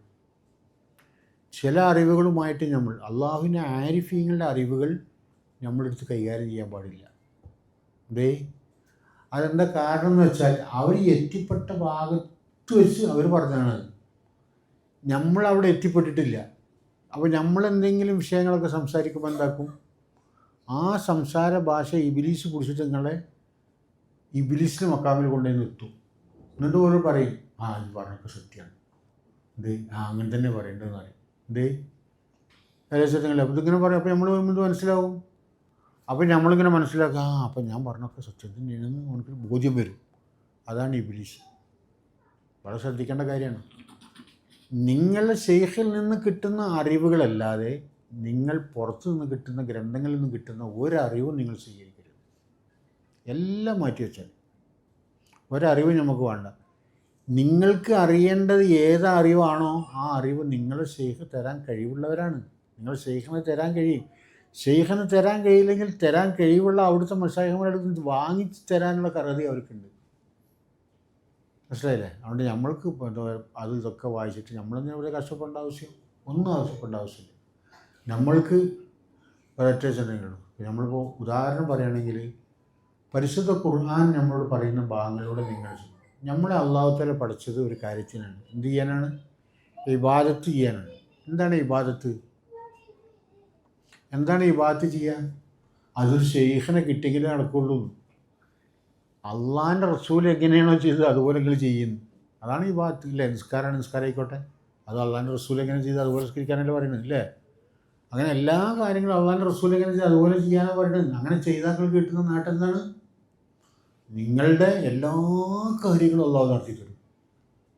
അതിൻ്റെ ഭക്ഷണം, വസ്ത്രം, വെള്ളം, ആരോഗ്യം, എന്തു പറഞ്ഞാലും നാവിന് ശിവൻ ഇടയ്ക്കിടയ്ക്ക് പറയാനുള്ള ഒരു വാക്കാണ്, നാവിന് വളരെ സൂക്ഷിക്കണേ ഈ വഴി കടന്നവർ. ചിലപ്പോൾ നമ്മൾ അറിയാതെ പോടെ നായനങ്ങനെ നമ്മളെ കുട്ടികളൊക്കെ പറഞ്ഞിട്ടുണ്ടെങ്കിൽ അതുപോലെ നായിയാവും കുട്ടി. മോമിനികളുടെ നാവുകൾ സൂക്ഷിക്കണം, മോമിനികളുടെ കണ്ണുകൾ സൂക്ഷിക്കണം. പരിശുദ്ധ ഖുർആനാണ്. നോട്ടങ്ങളെ കൊണ്ട് നമ്മൾ വളരെ ശ്രദ്ധിക്കണം. കാരണം അത് എൻ്റെ ഷെയ്ഖ് പറഞ്ഞു തന്നത് അതിന് വലിയൊരു വിഷയമുണ്ട്. പഴയ കാലത്ത് നമ്മൾ പറയുന്നതാണ് കണ്ണേ കരളെന്ന്. കണ്ണിൻ്റെ വാസസ്ഥലം കരളാണ്. കരളിൻ്റെ വാസസ്ഥലം എന്ന് പറഞ്ഞാൽ പിത്ത് അതിൻ്റെ അകത്താണുള്ളത്, ചൂട്. അതിനെന്താ പറയുക ഉസ്താദേ? പിത്തിന് അല്ല, അതിന് വേറെന്താ പേര് പറയാ? ആ പിത്തിന് വേറെ പേരുണ്ട്. പിത്തരസം എന്ന് പറയണ അല്ല അത് അള്ളാഹുവിൻ്റെ ചെറിയൊരു രഹസ്യമാണ്. ആ പിത്ത് എന്ന് പറഞ്ഞ സാധനം അതും കണ്ണുമായിട്ട് ഭയങ്കര ബന്ധമാണ്. അപ്പോൾ അത് അതിലേക്ക് ചെന്ന് വേഗം പതിഞ്ഞു കഴിഞ്ഞാൽ അത് വിട്ടു പോകണമെന്നുണ്ടെങ്കിൽ ഒരുപാട് കാലം കഴിയും. പിന്നെ അന്നേരത്ത് നോക്കിയതിനേക്കാളും വേറെ എന്തെങ്കിലുമൊക്കെ വല്ലതും നോക്കി കഴിഞ്ഞിട്ട് വല്ലതും മാറിപ്പോയെങ്കിലേ ഉള്ളൂ. അപ്പോൾ അതുകൊണ്ട് കണ്ണുകളെ നിങ്ങൾ സൂക്ഷിക്കുക. വളരെ ശ്രദ്ധിക്കേണ്ട കാര്യമാണ് കണ്ണ്. നിങ്ങൾ സൂക്ഷിച്ചു പോവാം. നമ്മളെ കണ്ണുകളെ നമ്മളെപ്പോഴും സൂക്ഷിച്ചു പോകാം. അതുകൊണ്ട് നിങ്ങളെ നോട്ടങ്ങളെ നിങ്ങൾ സിദ്ദീഖുല്ലാഹ് എന്ന് പറഞ്ഞ പോലെ എനിക്ക് എൻ്റെ ജീവിതത്തിൽ ഞാൻ ഏറ്റവും കൂടുതൽ ഇഷ്ടപ്പെടുന്നത് അള്ളാഹിൻ്റെ റസൂലിൽ അവിടുത്തെ മുഖം കണ്ടുകൊണ്ടിരിക്കലാണ്. അതെല്ലാവരും പറഞ്ഞു. ഇതൊക്കെ എല്ലാവരും പറഞ്ഞപ്പോൾ അള്ളാഹിൻ്റെ റസൂൽ 2-3 കാര്യങ്ങൾ ചെയ്തു. അതിൽപ്പെട്ട ഒന്നാണ് നല്ല സാലിഹായ ഭാര്യമാർ. അത് അള്ളാഹിൻ്റെ റസൂൽ തിരഞ്ഞെടുത്ത്. നിങ്ങളെ ദുനിയാവ്, നമ്മളെ ദുനിയാവെന്ന് കേട്ടോ, റസൂലുള്ളാഹിൻ്റെ ദുനിയാവല്ലത്, നിങ്ങളെ ദുനിയാവിൽ നിന്ന് ഞാൻ തിരഞ്ഞെടുത്ത 3 കാര്യങ്ങളെന്നാണ് മനസ്സിലായത്. അതിൽപ്പെട്ട ഒന്നാണ് നല്ല മണം, മറ്റൊന്ന് നല്ല സാലിഹായ ഭാര്യമാർ, മറ്റൊന്ന് എന്താണ് നമസ്കാരം, കൺകുളിർമയായ നമസ്കാരം. കൺകുളിർമയായ നമസ്കാരം എന്ന് പറഞ്ഞാലൊക്കെ പഠിക്കേണ്ടതുണ്ട്. നമ്മൾ പറയുന്ന മാതിരി കൈ ഇങ്ങനെ കെട്ടിയല്ല നമസ്കാരം എന്ന് വെച്ചിട്ട് ഹബീബുള്ളാൻ്റെ തക്കല പീറുള്ളപ്പോൾ പറഞ്ഞു, കൈ ഇങ്ങനെ കെട്ടിയിട്ട് നിസ്കരിക്കുന്ന നിസ്കാരമല്ല, അത് അപ്പാക്കറിയാം. പക്ഷേ എങ്കിലും അതിൻ്റെ രഹസ്യത്തെ ഞാൻ ചുരുട്ടി മറக்கிறേൻ എൻ്റെ ശറകക്കാകെ, എൻ്റെ ശരീരത്തിന് വേണ്ടിയിട്ട് ഞാൻ അത് മറച്ചു വെക്കുന്നു, എൻ്റെ ഹബീബുള്ളാൻ്റെ ശരീരത്തിന് വേണ്ടിയിട്ട്. അപ്പോൾ നമ്മളും ആ വിവരങ്ങൾ, അങ്ങനത്തെ വിവരങ്ങളൊക്കെ നിങ്ങളെ മശായിമാരിൽ നിന്ന് കിട്ടിക്കൂടായില്ല. കിട്ടുകയാണെങ്കിൽ നിങ്ങൾ മറച്ചു വെക്കണം ശരീരത്തിന് വേണ്ടിയിട്ട്. ശരീരത്ത് പൊളിക്കാൻ പാടില്ല, അത് നിർബന്ധം. അപ്പോൾ അതിനൊക്കെ അള്ളാഹു നമ്മൾ തൗഫീഖ് ചെയ്യട്ടെ. ഞാൻ പറഞ്ഞതും നിങ്ങൾ കേട്ടതും അള്ളാഹു സുബ്ഹാനഹു വ തആലയുടെ ഹദറത്തിൽ അള്ളാഹു വിളിച്ചു പറയുന്ന ഒരു അമലാക്കി അള്ളാഹു നമ്മൾ മാറ്റിത്തരുമാറാകട്ടെ. അള്ളാഹുവിൻ്റെ ആ തിരുതൃപ്തിയിലായിക്കൊണ്ട് ഓരോ സെക്കൻഡും അള്ളാഹു നമ്മളെ നിലനിർത്തുമാറാകട്ടെ. വേറൊന്നും നമുക്ക് റബ്ബിനോട് പറയാനില്ല, അറിവ് നമുക്ക് ചോദിക്കാനില്ല, ഒന്നും ചോദിക്കേണ്ട ആവശ്യമില്ല. നമുക്ക് റബ്ബിൻ്റെ തൃപ്തി മാത്രം മതി. അതിന് അള്ളാഹു തൗഫീഖ് ചെയ്യട്ടെ. എൻ്റെ വാക്കുകൾ ഞാനിവിടെ അവസാനിപ്പിക്കുകയാണ്. മനസ്സിലാവാത്ത എന്തെങ്കിലും ഞാൻ പറയുമ്പോൾ അബദ്ധങ്ങൾ വന്നു പോയിട്ടുണ്ടെങ്കിൽ നിങ്ങൾക്ക് എന്നോട് ചോദിച്ചാൽ അതിന് കാര്യങ്ങളൊക്കെ പറഞ്ഞ് മനസ്സിലാക്കാം. ഇനി അടുത്ത ആരും സംസാരിക്കണം.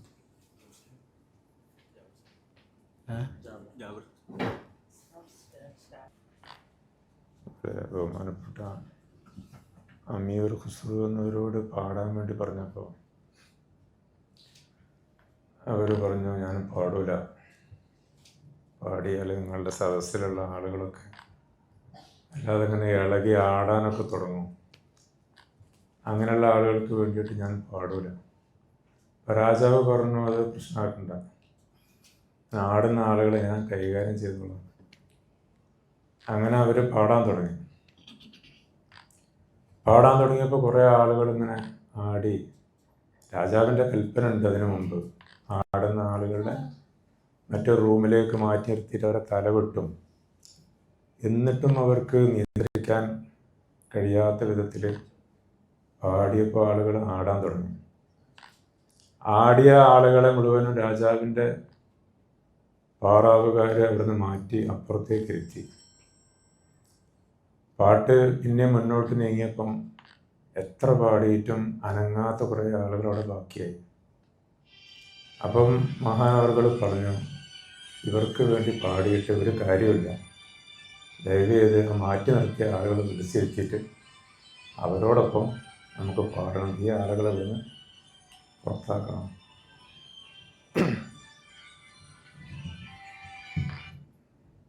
അപ്പോൾ ഈ പാട്ടിൽ ഒരു ജവാബുണ്ട്. ആ ജവാബിൽ നിങ്ങളും കൂടി കൂടിയാലേ ആ പാട്ട് മുന്നോട്ട് പോകുള്ളൂ.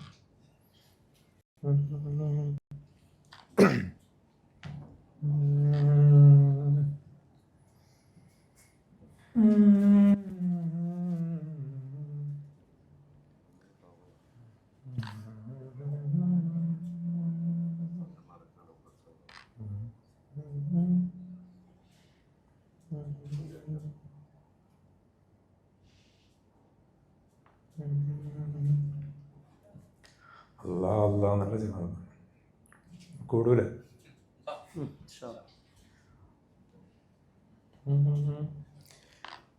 ഇഷ്കിന്റെ കൽബിൻ തുടിപ്പാം മുഹമ്മദ്, ഇറയോന്റെ കണ്ണിൽ വസിക്കും മുഹമ്മദ്, മറനീങ്ങുവോർക്കുള്ളിൽ കള്ള് മുഹമ്മദ്, വറയിൻ അഹ്ലോർക്കകക്കള്ളി മുഹമ്മദ്.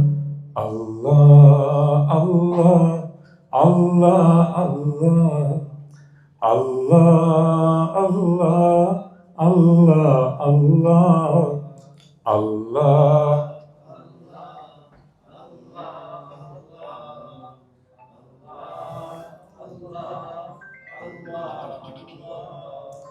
കനവിൽ മുഹമ്മദ്, നിലവിൽ മുഹമ്മദ്, നിറവും മുഹമ്മദ്, നിലയും മുഹമ്മദ്. കനവിൽ മുഹമ്മദ്, നിലവിൽ മുഹമ്മദ്, നിറവും മുഹമ്മദ്, നിലയും മുഹമ്മദ്. നടപ്പിൽ മുഹമ്മദ്, മിടിപ്പും മുഹമ്മദ്, മിഴിയിൽ മുഹമ്മദൻ, മൊഴിയിൽ മുഹമ്മദ്. അല്ലാ അല്ലാ അല്ലാ അല്ലാ.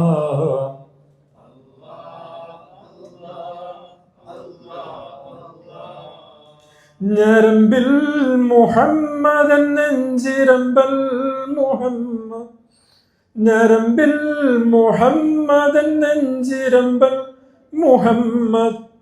കശ്ഫിൽ മുഹമ്മദൻ, നഫ്സിൽ മുഹമ്മദ്, ശ്വാസം മുഹമ്മദൻ, പാശം മുഹമ്മദ്. സല്ലല്ലാഹു അലൈഹി വസല്ലം. അല്ലാ അല്ലാ അല്ലാ അല്ലാ.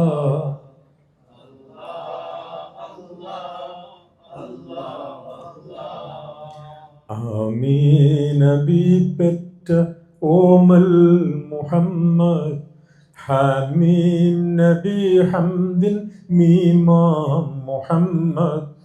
അബ്ദുള്ള തൻ പ്രിയ പൈതൽ മുഹമ്മദ്, അഹദിൽ മീമായി തെളിഞ്ഞാറ്റൽ മുഹമ്മദ്. അല്ലാ അല്ലാ അല്ലാ അല്ലാ അല്ലാ അല്ലാ. ആലങ്ങൾക്കാകെ ഒന്നൊഴിയാതെ റഹ്മത്തായല്ലാതെ വന്നില്ലൻ തേനെ. ആകെ പടക്കാനും കാരണപ്പൂവേ, ആലോകർക്കാകെയും കരുണപ്പൂങ്കാവേ. അല്ലാ അല്ലാ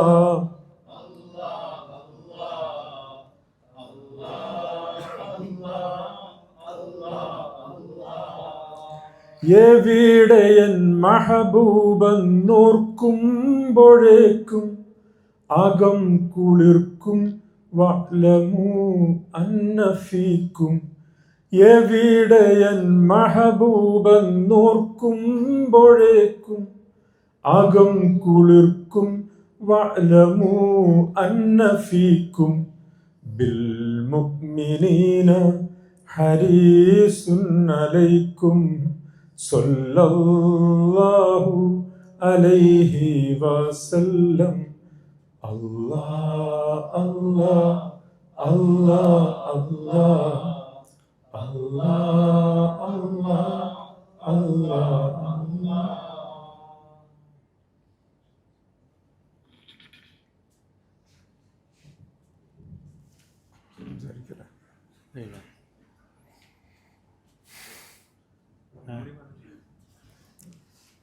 ഈ ലാസ്റ്റ് വേർഡ് അല്ലേ? നമുക്ക് സംസാരിക്കും. ഈ ലാസ്റ്റ് വേർഡ് അല്ലേ? അതന്നെ മതിയല്ല ഈ സദസ്സിനെ അഭിമുഖീകരിച്ച് വേർഡ് അല്ലേ? അതന്നെ മതിയല്ല ഈ സദസ്സിനെ അഭിമുഖീകരിച്ച് അല്പം സംസാരിക്കുന്നതിന് ബഹുമാനപ്പെട്ട നാസർ മഹബൂബി ഉസ്താദിനോട് അഭ്യർത്ഥിക്കും.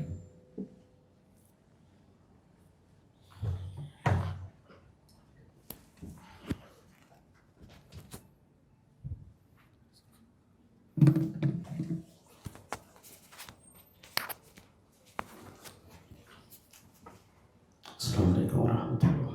بسم الله الرحمن الرحيم. الحمد لله رب العالمين. الصلاة والسلام على سيدي يا رسول الله يا حبيب الله يا نور الله يا زينة عرش الله يا خير خلق الله يا شفيع المذنبين يا رحمة للعالمين يا سيد المرسلين يا وسيلتنا في الدارين يا جد الحسن والحسين خذ بأيدينا قلت هيلتنا أدركنا يا سيدي يا رسول الله. അനുഗ്രഹീതമായ ഈ സദസ്സിൽ നമ്മുടെ സർവസ്വമായ സ്നേഹ സാന്നിധ്യം പ്രിയപ്പെട്ട പിതാവകൾ എപ്പോഴും നമ്മുടെ ഹൃദയത്തിന് സ്നേഹതാളങ്ങൾ നൽകി, വാക്കുകളും പാട്ടുകളും നൽകി, നേരിട്ട് കാണുമ്പോഴും അല്ലാതെയും ഒരു പ്രത്യേക ഹൃദയസ്പർശമാണ് കണ്ടുമുട്ടിയിരുന്നതിൽ നമ്മുടെ ജാബിർക്ക, അതുപോലെ നമ്മുടെ എല്ലാറ്റിൻ്റെയും കാരണവരായി ഉസ്താദ് സദാ ദുആ ചെയ്തുകൊണ്ടിരിക്കുന്ന, പേരെടുത്ത് ദുആ ചെയ്യുന്ന നമ്മുടെ മജീദ് കുരുക്കൾ, മുബാറക് കുരുക്കൾ ഉസ്താദിൻ്റെ ചെറുപ്പകാലം തൊട്ടുള്ള നമ്മുടെ ഒരു വേദിയിലെ ആദ്യമായിരിക്കുമെന്ന് പ്രതീക്ഷിക്കുന്നു. അള്ളാഹു അവർക്കൊക്കെ ആഫിയത്തും ആരോഗ്യവും ദീർഘായുസ്സും പ്രദാനം ചെയ്യുമാറാവട്ടെ. ഇന്നലെ ഒരു ഉച്ച കഴിഞ്ഞിട്ട് ഉസ്താദ് വിളിച്ചു, നാളെ കോഴിക്കോട്ടേക്ക് പോകുമ്പോൾ കോഴിക്കോട് കുട്ടികളൊക്കെ കൂടി ഒരുമിച്ചിരുന്നൊരു പരിപാടി വെക്കുന്നുണ്ടെന്ന് ജസീൽ വിളിച്ച് പറഞ്ഞിരുന്നു. ഇൻഷാ അല്ലാഹ് നിങ്ങളുണ്ടാവില്ലേ എന്ന് ചോദിച്ചു. ഇങ്ങനെ മാഹിയിലേക്കാണ് പോകാൻ ഉദ്ദേശിക്കുന്ന ഉസ്താദിൻ്റെ കൺസൾട്ടിങ് കഴിഞ്ഞാൽ പക്ഷെ നമുക്ക് ഒരുമിച്ച് അങ്ങനെ ഇരിക്കാമെന്ന് പറഞ്ഞു. ഈ വേദിയിൽ വന്നപ്പോഴാണ് സുൽത്താൻ മുഹമ്മദ് ബാബുസ്താദ് ഇൻ കാലിക്കറ്റ് എന്ന് കാണുന്നത്. ഇൻഷാ അല്ലാഹ് പണ്ട് നമ്മൾ കുത്തുബുസ്സമാൻ മഞ്ചേരിയിൽ, കുത്തുബുസ്സമാൻ ചേളാരിയിൽ എന്നൊക്കെ ഉണ്ടായിരുന്നു. ആ ഓർമ്മകളൊക്കെ അങ്ങനെ വന്നുപോയി. ഇവിടെ നമുക്ക് സംസാരത്തിലുപരിയായി ഈ ഇരുത്തം, കുടുംബസംഗമം, ഒരുമിച്ച് നമ്മളിങ്ങനെ കൂടിയിരിക്കുക, ഇത് വലിയ ഒരു സന്തോഷം നൽകുന്ന, ഒരിക്കലും പിരിയാതിരിക്കാൻ നമുക്ക് സാധിക്കട്ടെ. അൻസാരിയായ ഒരു സഹാബി മദീനയിൽ നിന്ന്, പള്ളിയിൽ നിന്ന് വളരെ അകലെ ദുർഘടമായ പാത, ആ പാതക്ക് വളരെ അപ്പുറത്ത് മാത്രം ആണ് അദ്ദേഹത്തിൻ്റെ ഒരു കൊച്ചു കുടിലുള്ളത്. അദ്ദേഹത്തിന് വല്ലാത്ത ആഗ്രഹമാണ് റസൂൽ സല്ലല്ലാഹു അലൈഹി വസല്ലം തങ്ങളെ വീട്ടിലേക്ക് ക്ഷണിക്കാൻ. അങ്ങനെ ഒരു തവണ നബി സല്ലല്ലാഹു അലൈഹി വസല്ലം തങ്ങൾ വീട്ടിലേക്ക് വരാമെന്ന് ഏറ്റു. പക്ഷേ ആ സമയത്ത് ഈ കാലഘട്ടത്തിലുള്ള ആശയവിനിമയ സംവിധാനമില്ലല്ലോ. നബി സല്ലല്ലാഹു അലൈഹി വസല്ലം തങ്ങൾ വരുമെന്ന് ഉറപ്പായി പുറപ്പെട്ടു എന്നറിഞ്ഞപ്പോൾ ആകാശത്ത് കാർമേഘം ഇരുണ്ടുകൂടി.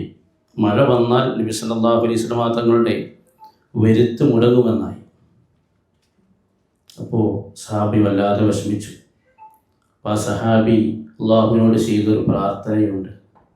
റസൂൽ സല്ലല്ലാഹു അലൈഹി വസല്ലം തങ്ങൾ എൻ്റെ വീട്ടിലേക്ക് കാല് കുത്തുന്നതുവരെ മേഘമേ നീ വർഷിക്കരുത്. കാല് കുത്തിക്കഴിഞ്ഞാൽ പിന്നെ നീ തോരാതെ പെയ്യണം.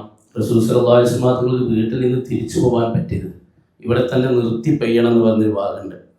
അത് അല്ലാമ ഇഖ്ബാൽ പാടി, അയ അബ്രകരം ദറതും ഖബറസ് ഉത്നാന ബറസ്ക വ ആനസകെ. അയ അബ്രകരം, എൻ്റെ സ്നേഹനിധിയായ മേഘമേ, അനുഗ്രഹീത മേഘമേ, ദറതും ഖബറസ്, ഒന്ന് വെയിറ്റ് ചെയ്യും.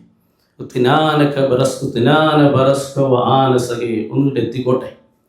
ജബ് ആ ജായേംഗെ തോ ജം ഖബറസ് ഉത്നാ ബറസ്ക വ ജാനസകെ, തിരിച്ചു പോകാൻ പറ്റാത്ത രീതിയിൽ വർഷിച്ചുകൊണ്ടേയിരിക്കണം. ഇവിടെ രണ്ട് കാര്യം ഓർമ്മ വന്നു.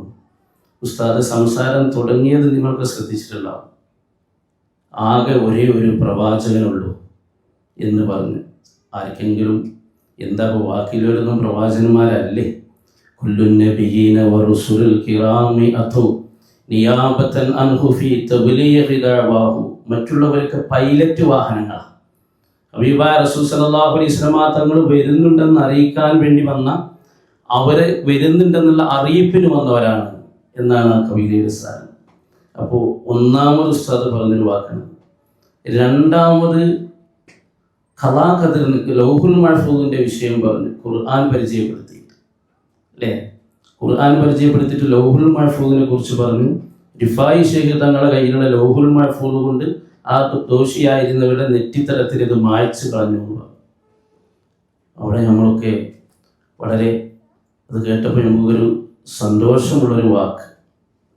ലൗഹുൽ മഹ്ഫൂദ് അല്ലേ, പരിശുദ്ധ ഖുർആന്റെ ഹയാത്തിനെ കുറിച്ച് പറഞ്ഞു. എന്താണ് ആ നിലവിലുള്ള മുസ്ഹഫ്? അതിൻ്റെ അർത്ഥം അതിനെ ബഹുമാനിക്കണ്ട മാനിക്കണ്ട എന്നല്ല, മറിച്ച് ആ മുസ്ഹഫ് പരിശുദ്ധ ഖുർആൻ തന്നെ അടിവരയിട്ട് പറയുന്നുണ്ട്. സൂറത്തുൽ ഹശ്റിന്റെ അവസാന ഭാഗം, ഈ ഖുർആൻ ലൗ അൻസൽനാ ഹാദൽ ഖുർആന അലാ ജബലിൻ, ഒരു മലയിൽ ഇറങ്ങിയാൽ മല തകരുകൂടിയാവും. ഈ മുസ്ഹഫ് വെക്കുന്നിടത്ത് അത് സംഭവിക്കുന്നില്ല. കാരണം ആ ഖുർആന്റെ ഹയാത്ത് അതിൻ്റെ കൂടെ ഇല്ല, നൂർ അതിൻ്റെ കൂടെ ഇല്ല. പരിശുദ്ധ ഖുർആൻ വീണ്ടും പറയുന്നുണ്ട്, ഇന്ന ഹാദൽ ഖുർആന യഹ്ദി ലില്ലതി ഹിയ അഖ്വം. ആ ഖുർആൻ, ജീവനുള്ള ഖുർആൻ, അത് നന്മയിലേക്കും നല്ലതിലേക്കും നേരിലേക്ക് നയിക്കുള്ളൂ. വീണ്ടും പറയുന്നു, മുഅ്മിനീങ്ങൾക്ക് കാരുണ്യവും ശിഫയുമാണ് യുനസ്സിലു മിനൽ ഖുർആൻ, ആ ഖുർആൻ. എന്നാൽ ഇന്ന് പ്ലാസ്റ്റിക് പോലെ ഈ എഴുതപ്പെട്ട ഖുർആനെ കൊണ്ടാണ് എല്ലാ വിഭാഗങ്ങളും ഉണ്ടായത്. യുദ്ലി ബിഹി കസീറ വയഹ്ദി ബിഹി കസീറ, എല്ലാ ദലാലും രണ്ടും സംഭവിച്ചുകൊണ്ടിരിക്കുന്ന ഒരു വിഷയം കാണാൻ പറ്റും. അപ്പൊ ഈ പരിശുദ്ധ ഖുർആന്റെ ഹയാത്ത് നഷ്ടപ്പെട്ടാൽ എന്ത് സംഭവിക്കും? അതിന്റെ ഹയാത്താണ് ഹബീബായ റസൂൽ സല്ലല്ലാഹു അലൈഹി വസല്ലം തങ്ങൾ. ആ ഹയാത്താകുന്ന ലൗഹുൽ മഹ്ഫൂദ് കൊണ്ടാണ് ഉസ്താദ് സൂചിപ്പിച്ച ആദം നബി അലൈഹി ഇസ്ലാമിന്റെ തൗബ സ്വീകരിച്ചത്. ആ ലൗഹുൽ മഹ്ഫൂദ്, ഹബീബുള്ളയാകുന്ന ലൗഹുൽ മഹ്ഫൂദ് തന്നെയാണ് റിഫായി ശൈഖ് തങ്ങൾ ഉണ്ടായിരുന്നത്, പാപ്പ പ്രയോഗിച്ചത്. കാരണം റസൂലുള്ളാഹിന്റെ പേരാണ് മാഹിൻ റസൂൽ, മായ്ച്ച് കളയുന്ന റസൂൽ സല്ലല്ലാഹു അലൈഹി വസല്ലം.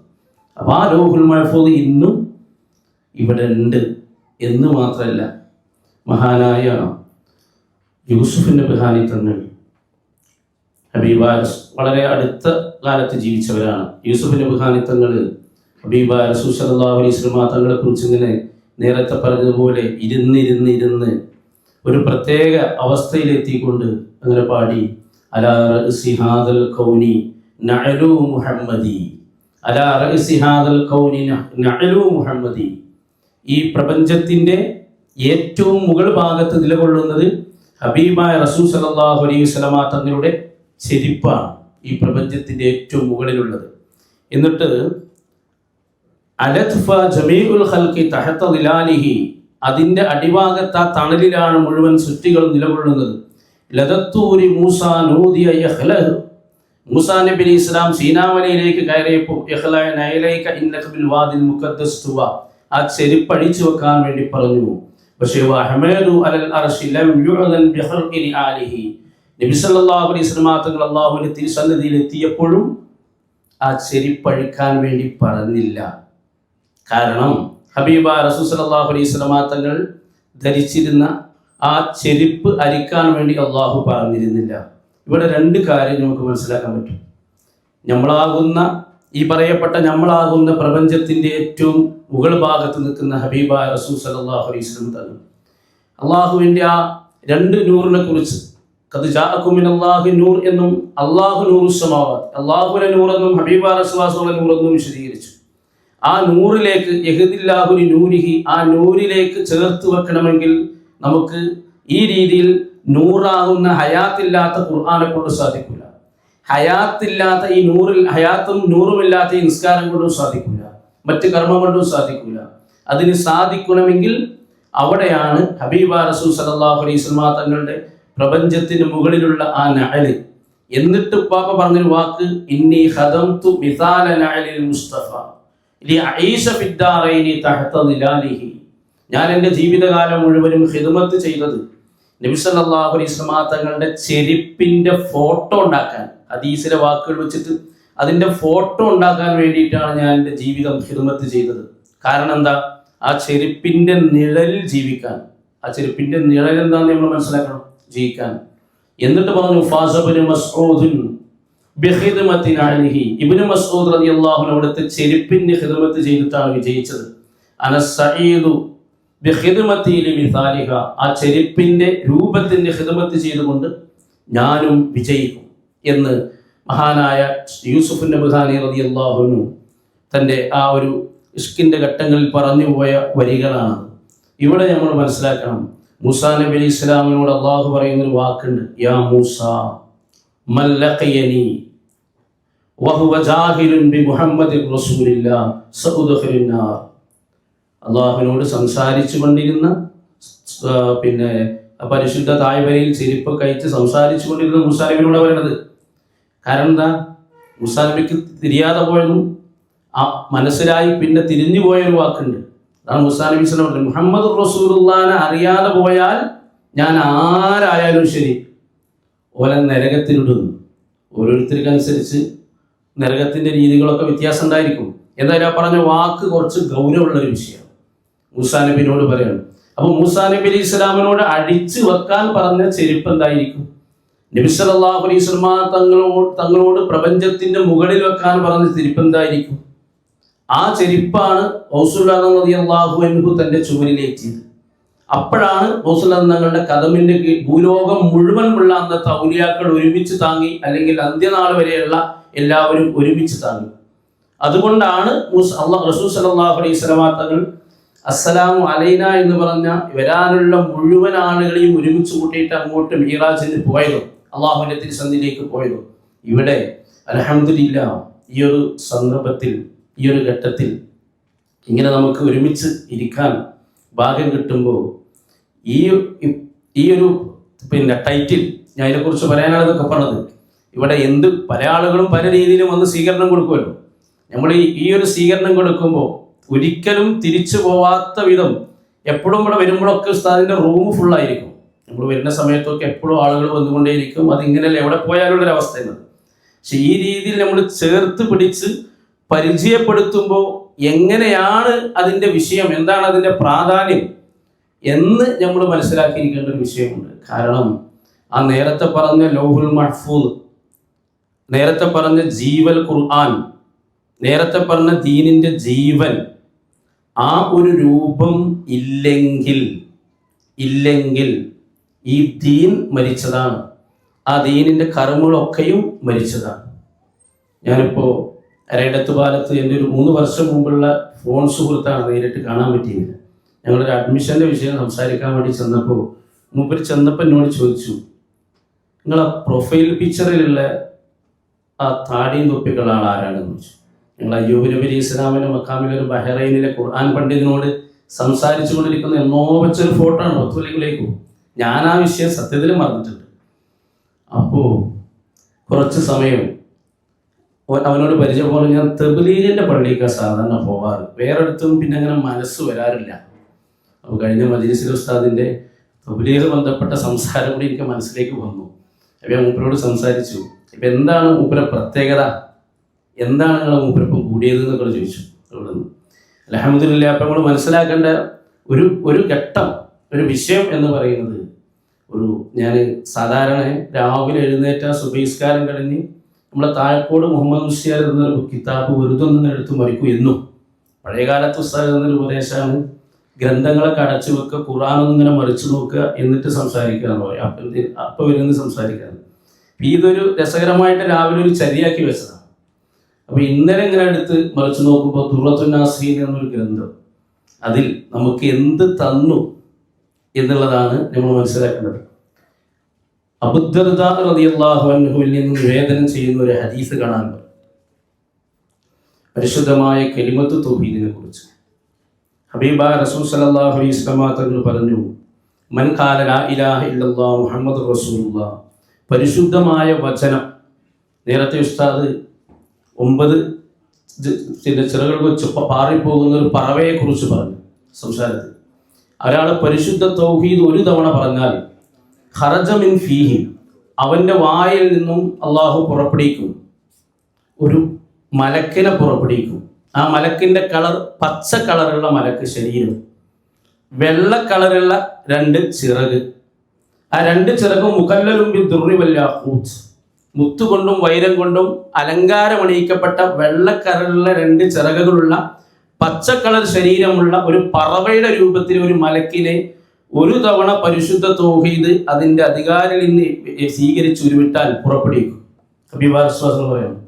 ആ പക്ഷിന്റെ ചിറക് ഒന്ന് മശ്രിക്കിലും മറ്റൊന്ന് മഗ്രിബിലുമാണ്. ആ പക്ഷി പറന്നുയർന്ന് അർശ് വരെ എത്തും.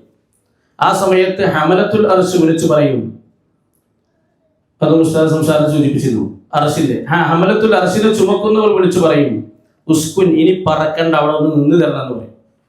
അപ്പോൾ അറബ് വിളിച്ചു പറയും ലാ അസ്കുൻ, ഞാൻ അടങ്ങൂല ഹത്താ യഗ്ഫിറ ലി സാഹിബിഹ, ആ ഒരു തവണ ലാ ഇലാഹ ഇല്ലല്ലാഹ് മുഹമ്മദ് റസൂലുള്ളാഹ് എന്ന് ഒരു തവണ ഒരുമിട്ട ആൾക്ക് പുറത്തു കൊടുക്കാതെ ഞാൻ അടങ്ങില്ല എന്ന് പറയും.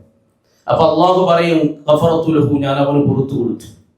ആ സമയത്ത് അള്ളാഹു ഈ പറവയിൽ നിന്ന് തന്നെ 70ഓളം നാവുകൾ ഉൽപ്പത്തിയാക്കുന്നു. ഈ ഓരോ നാവും ഈ മനുഷ്യന്റെ ഈ ഉരുവിട്ട പരിശുദ്ധ തൗഹീദ് ഉരുവിട്ടവർക്ക് വേണ്ടി ഇസ്തിഗ്ഫാർ ചെയ്തുകൊണ്ടിരിക്കും. അവസാനം അന്ത്യനാളിൽ വരുന്ന സമയത്ത് അവന്റെ കൈ പിടിച്ചുകൊണ്ട് അള്ളാഹുവിന്റെ തിരുസന്നിധിയിലേക്ക് ആ പക്ഷി എത്തിക്കുന്നത് വരെ ഇവന്റെ ഖാദിമായി ഒരു തവണ ഉരുവിട്ട കലിമ ഉരുവിട്ട തൗഹീദ് ഉരുവിട്ടവന് സംവിധാനം ഒരുക്കുമെന്ന് അബൂ ദർദ റളിയല്ലാഹു അൻഹു നിവേദനം ചെയ്യുന്ന ഹദീസിൽ ഹബീബായ റസൂൽ സല്ലല്ലാഹു അലൈഹി വസല്ലം തങ്ങൾ വിശദീകരിക്കുന്നത് നമുക്ക് കാണാൻ സാധിക്കും. അപ്പോൾ ഈ പരിശുദ്ധമായ മാർഗം നമുക്ക് കിട്ടിയ, അതിന് ഭാഗ്യം കിട്ടിയ, ആ ഭാഗ്യം ഹബീബ റസൂലുള്ളാഹി തങ്ങളെ കൈകളിലേക്ക് നമ്മുടെ കൈകൾ ചേർത്ത് വെച്ച് തന്ന നമ്മുടെ അനുഗ്രഹീതരായ നമ്മുടെ പിതാവ്, ആ പിതാവ് നമ്മൾ എവിടെ വരുമ്പോഴും ലോകത്തെല്ലായിടത്തും വെക്കേണ്ടതും കൊണ്ടുവെക്കേണ്ടതും ഒക്കെ നേരത്തെ നമ്മൾ പറഞ്ഞതുപോലെ ആ ഒരു സംവിധാനം നമുക്ക് കിട്ടിയത് മുഹമ്മദി എന്ന് പറഞ്ഞതുപോലെ എല്ലാ വിഷയങ്ങൾക്കും മുകളിലും നമുക്ക് വെക്കാനുള്ളതും സംവിധാനിക്കാനുള്ളതും പ്രചരിപ്പിക്കാനുള്ളതും ആ പരിശുദ്ധമായ വ്യക്തിത്വത്തെയാണ്, നമ്മുടെ അനുഗ്രഹീതരായ പിതാവിനെയാണ്. ഒരു തവണ ഒരുമിട്ടാളതെങ്കിൽ ഒരു സെക്കൻഡ് ഇല്ലാതെ ദിഹിയത്തുൽ ഖൽബി തങ്ങൾക്ക് പുറത്തു കൊടുത്തപ്പോൾ ദോഷിയായ ദിഹിയത്തുൽ ഖൽബി റളിയല്ലാഹു അൻഹു വന്ന് നബി സല്ലല്ലാഹു അലൈഹി വസല്ലം തങ്ങൾ ദിഹിയത്തുൽ ഖൽബി റളിയല്ലാഹു അൻഹു കലിമ ചൊല്ലിയതിനു ശേഷം പൊട്ടിക്കരയുന്നത് കണ്ടപ്പോൾ ചോദിച്ചു, എന്താണ് നിങ്ങൾ ഇങ്ങനെ കരയുന്നത് എന്ന് ചോദിച്ചു. അപ്പൊ ദിഹിയത്തുൽ ഖൽബി റളിയല്ലാഹു അൻഹു കുഴിച്ചു മൂടിയ പെൺകുട്ടികളെ എണ്ണം, വ്യഭിചരിച്ച പെൺകുട്ടികളെ എണ്ണം ഒക്കെ ഇങ്ങനെ പറഞ്ഞപ്പോൾ റസൂൽ സല്ലല്ലാഹു അലൈഹി വസല്ലം തങ്ങൾക്ക് സംശയം വന്നു, ഇത്രത്തോളം ഒന്നും പുറത്തു കൊടുക്കാൻ ചാൻസ് ഇല്ല എന്ന് സിദ്ദീഖ് റളിയല്ലാഹു അൻഹു ഹദീസ് നിവേദനം ചെയ്യുന്നത്. ആ സമയത്ത് ജിബ്രീൽ അലൈഹിസ്സലാം വന്ന് പറഞ്ഞു, ഒരു സെക്കൻഡോടുകൂടി അതൊക്കെ പുറത്തു കൊടുത്തു. ആ ഒരു വചനം ഉരുവിട്ടപ്പോൾ ആ സമയത്ത് റസൂൽ സല്ലല്ലാഹു അലൈഹി വസല്ലം തങ്ങൾ പൊട്ടിക്കരയാൻ തുടങ്ങിയപ്പോൾ റസൂൽ സല്ലല്ലാഹു അലൈഹി വസല്ലം തങ്ങൾ ചോദിച്ചു, എന്താണ് അവിടുന്ന് കരയുന്നത്?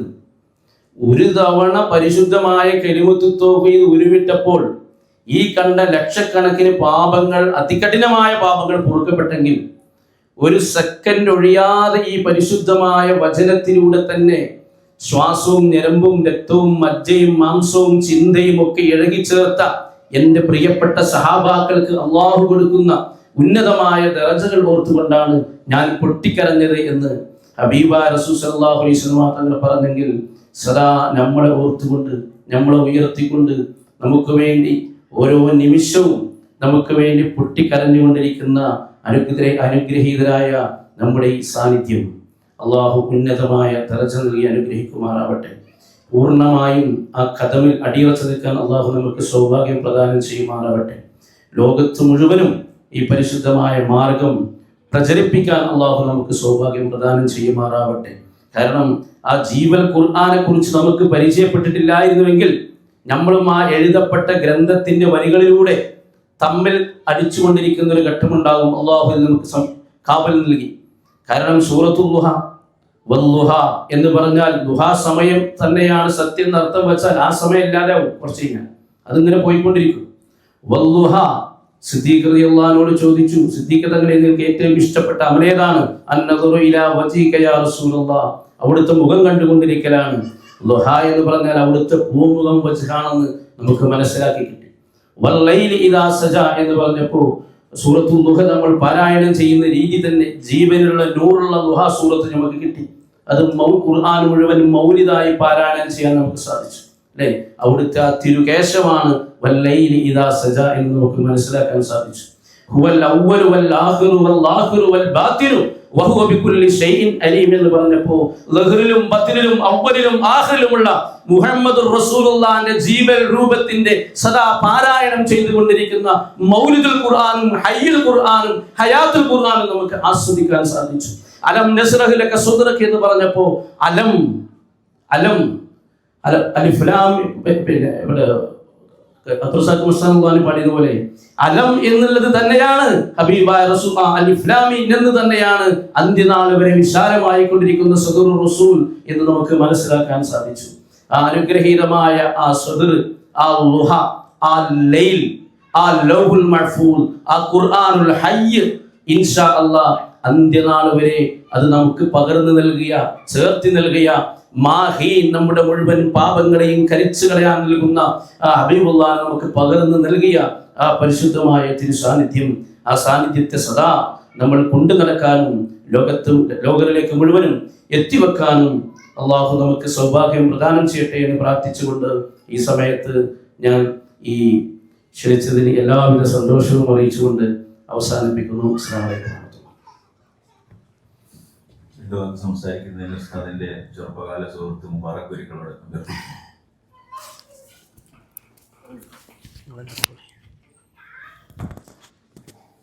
അസ്സലാമു അലൈക്കും വറഹ്മത്തുള്ളാഹി വബറകാതുഹു. നമ്മളെ വേദിയിൽ ഉസ്താദ് അവർകളെ, അതുപോലുള്ള മജീദ് ഗുരുക്കളെ, മറ്റുള്ള ഗുരുനാഥന്മാരെല്ലാവർക്കും അസ്സലാമു അലൈക്കും വറഹ്മത്തുള്ളാഹി വബറകാതുഹു. ഒരു ഷെയ്ഖും ഒരു ആലിമായിട്ടുള്ള വ്യത്യാസം എന്ന് പറഞ്ഞാൽ അത് വളരെ ചിന്തിക്കേണ്ട ഒരു വിഷയമാണ്. കാരണം ഒരു ഷെയ്ഖ് അവറുകൾ എന്ന് പറഞ്ഞാൽ അത് ആരിഫാണ്. അള്ളാഹുവിൻ്റെ അറിവുകൾ തൻ്റെ ശിഷ്യന്മാർക്ക് പറഞ്ഞ് പകർത്തി കൊടുക്കുകയും അത് വലിയൊരു കാഴ്ചപ്പാടുള്ളൊരു വസ്തുവാണ് ആ വിഷയം. എങ്കിലും സുദീർഘമായ ഒരു വിഷയത്തിലേക്ക് നീട്ടിക്കൊണ്ട് ഞാൻ പോകുന്നില്ല. മഹാനായ ആരിഫ് അവറുകൾ ഒരു വട്ടമേശ സമ്മേളനം വിളിച്ചു കൂട്ടി. അതിൽ ആ നാട്ടിലുള്ള എല്ലാവരും ക്ഷണിച്ചു. അവിടെയുള്ള വലിയൊരു ആലിമിനെ അതിൽ ക്ഷണിച്ചു. അപ്പോൾ ആ ക്ഷണിച്ച പ്രകാരം സദസ്സ് ഫുള്ളായിട്ടിരിക്കാൻ ഈ ആരിഫ് പറഞ്ഞു. വേറൊരു വേക്കൻസി അവിടെ കൊടുക്കണ്ടെന്ന് പറഞ്ഞു. ഈ ആലിമ് വന്നത് ലാസ്റ്റായിരുന്നു. അപ്പം ആളുകൾ വന്നപ്പോൾ അവർ ചെരുപ്പൊക്കെ ഒരു ഭാഗത്തേക്ക് അയച്ചു വെച്ചിരുന്നു. സദസ്സ് ഫുള്ളായിട്ട് ഇരിക്കാൻ പറഞ്ഞു.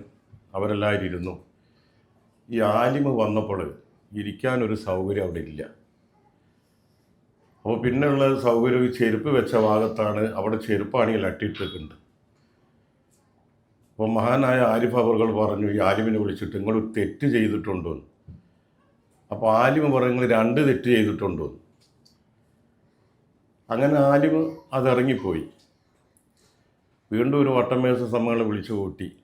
ആ നാട്ടിലുള്ള മഹാനായൊരു ഷെയ്ഖ് അവറുകൾ ആ വിഷയത്തിലേക്ക് ക്ഷണിച്ചു. നേരത്തുള്ളതുപോലെ ഈ സദസ്സ് ഫുള്ളായിട്ട് ഇരിക്കാൻ പറഞ്ഞു. ചെരുപ്പൊരു ഭാഗത്ത് അയച്ചു വെക്കാൻ പറഞ്ഞു. അപ്പം ഈ ആരിഫ് ഈ ഷെയ്ഖ് അവറുകൾ പോയായിരുന്നു അത്. അപ്പോൾ ഷെയ്ഖ് അവറുകൾ വന്ന് നോക്കുമ്പോൾ ഇരിക്കാനൊരു കേപ്പ് ഇവിടെ ഇല്ല. പിന്നെ ചെരുപ്പ് വെച്ച ഭാഗത്താണ് ഒരു സൗകര്യമുള്ളത്. മഹാൻ അവറുകൾ എന്ത് ചെയ്തു? ആ ചെരുപ്പ് നീക്കി വെച്ചുകൊടുത്ത് അവിടെ സ്ഥലം കണ്ടെത്തിയിരുന്നു. അപ്പോൾ മഹാനവറുകൾ പറഞ്ഞു ഈ ഷെയ്ഖിൻ്റോട് നിങ്ങളൊരു തെറ്റ് ചെയ്തിട്ടുണ്ട്. അപ്പം മഹാനവറുകൾ പറഞ്ഞു അള്ളാഹുവിൻ്റോട് നിങ്ങൾ പൊറുക്കല്ല തേടണേ. അപ്പോൾ ഈ ആലിമും ആരിഫായിട്ടുള്ള വ്യത്യാസങ്ങളാണ് അത്. അപ്പോൾ നമ്മൾ ബാബുസ്താദ് നിങ്ങൾക്ക് ഒരു മാർഗദർശിനിയാണ്.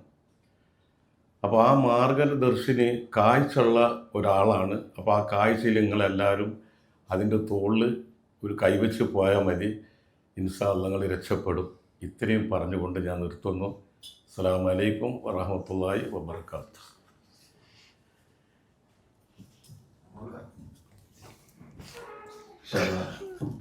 ഈ പരിപാടി ഒരു പര്യവസാനത്തിലേക്ക് നീങ്ങുകയാണ്.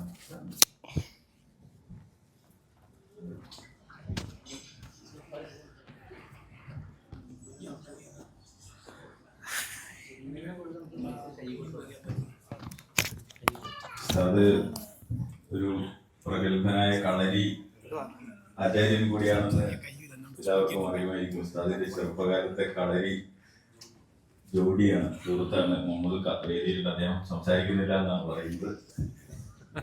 അത് ഈ പരിപാടി ഉപസംഹരിച്ച് സംസാരിക്കുന്നതിന് വേണ്ടി ഈ പരിപാടിയുടെ ആശയം ജലീൽ ഖാൻ എടുത്തുനിന്നാണ് ഈ പരിപാടി നടന്നുകൊണ്ടിരിക്കുന്നതും അദ്ദേഹത്തിൻ്റെ ഒരു ആസൂത്രണത്തിലും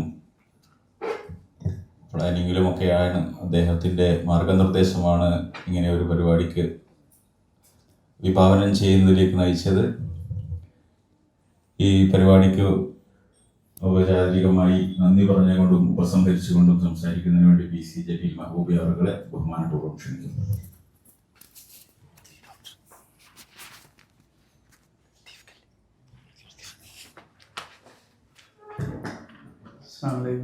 നമ്മുടെ ലത്തീഫ് സാഹിബ് ആയിരുന്നതിന് നന്ദി പറയേണ്ടത്.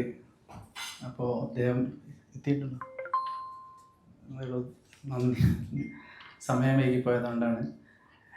ഇൻഷാ അല്ലാഹ് നമ്മൾ ഈ സാധാരണ ഉസ്താദ് വരുമ്പോൾ എല്ലാവരും കൂടി ആ റൂമിൽ നിന്നിട്ട് സംസാരിക്കുകയാണ്. അപ്പോൾ എല്ലാവർക്കും പിന്നെ ഉസ്താദിനെ ഇങ്ങനെ ശ്രവിക്കാൻ ഒരു സദസ്സിൽ നിന്നാണെങ്കിൽ ഒരു ഒറ്റ റൂമിൻ്റെ ഉള്ളിൽ നിന്ന് കുറച്ചുകൂടി വിശാലമായിട്ടാണെങ്കിൽ നല്ലതാണെന്ന നിലക്കാണ് നമ്മളിന്നോട് ഒരുമിച്ച് കൂടിയത്. അപ്പോൾ അതുകൊണ്ടാണ് ഇങ്ങനെ ഒരു സൗകര്യം ഒരുക്കേണ്ടി വന്നത്. ഇൻഷാ അല്ലാഹ് നമ്മൾ മറ്റ് പുറത്തുള്ള ആളുകളെ ഒന്നും അറിയിച്ചിട്ടില്ല. എന്നാലും പലരും പുതുമുഖങ്ങൾ ആദ്യമായിട്ട് വരുന്നവരും മറ്റുമൊക്കെ ഉണ്ട്. പലരും ആദ്യമായിട്ടാണ് ഉസ്താദിനെ കാണാനെത്തുന്നത്.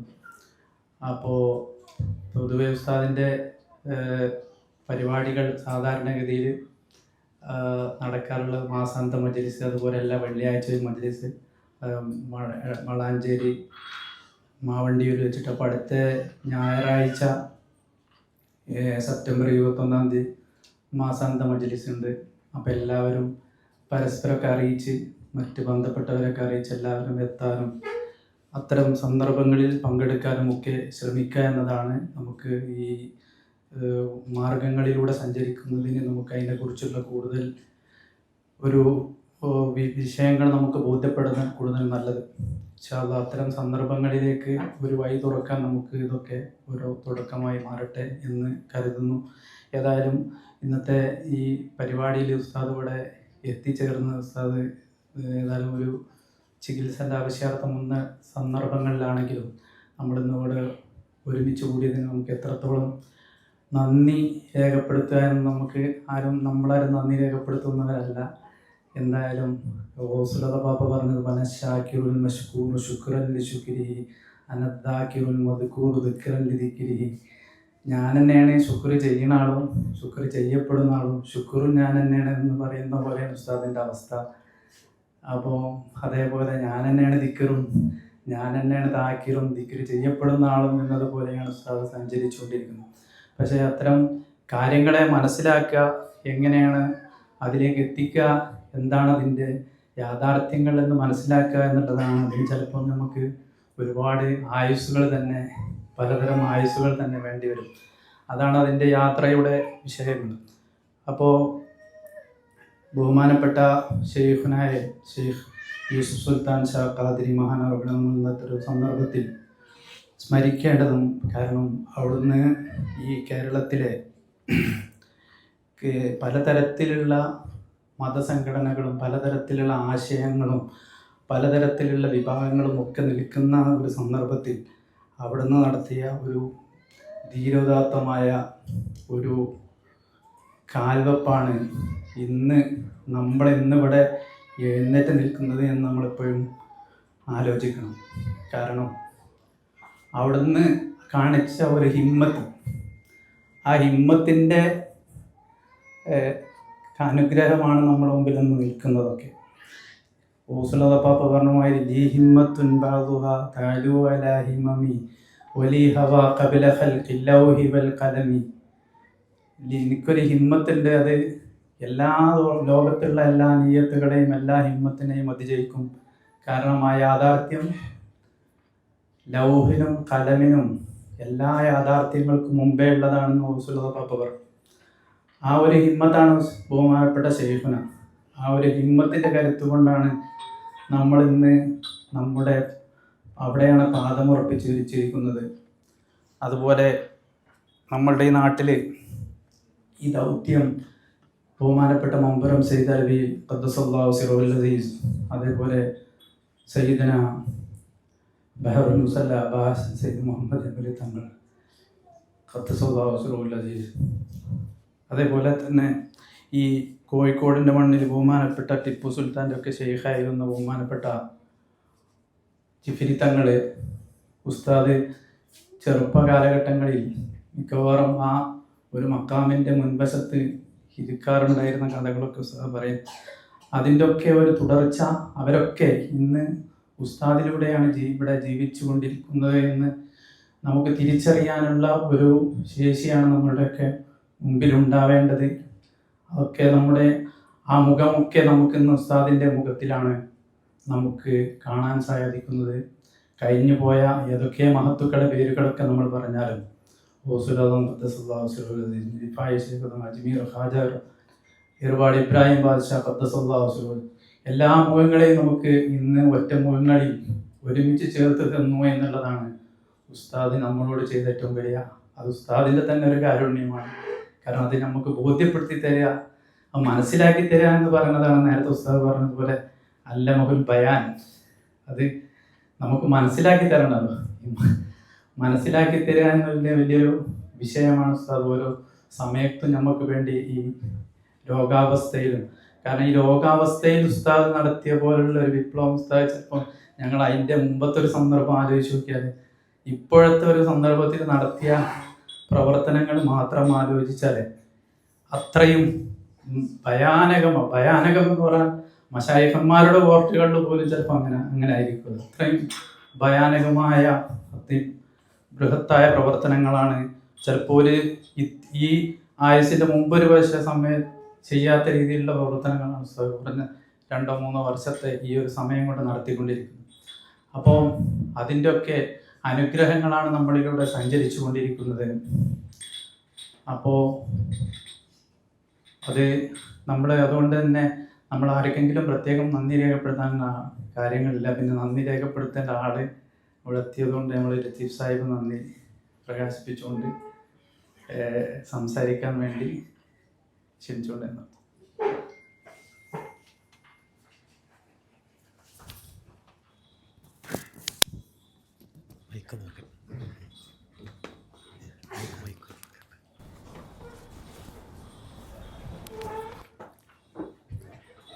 അസ്സലാമു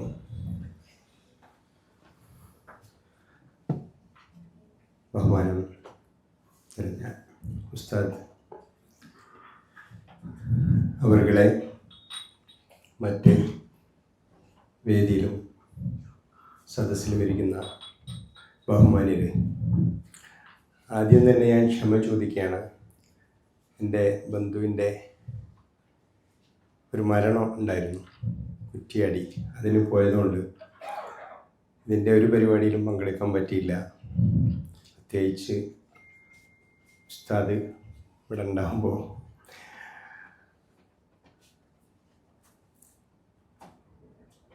എൻ്റെ ഹൃദയത്തിൻ്റെ അടിയിൽ നിന്നും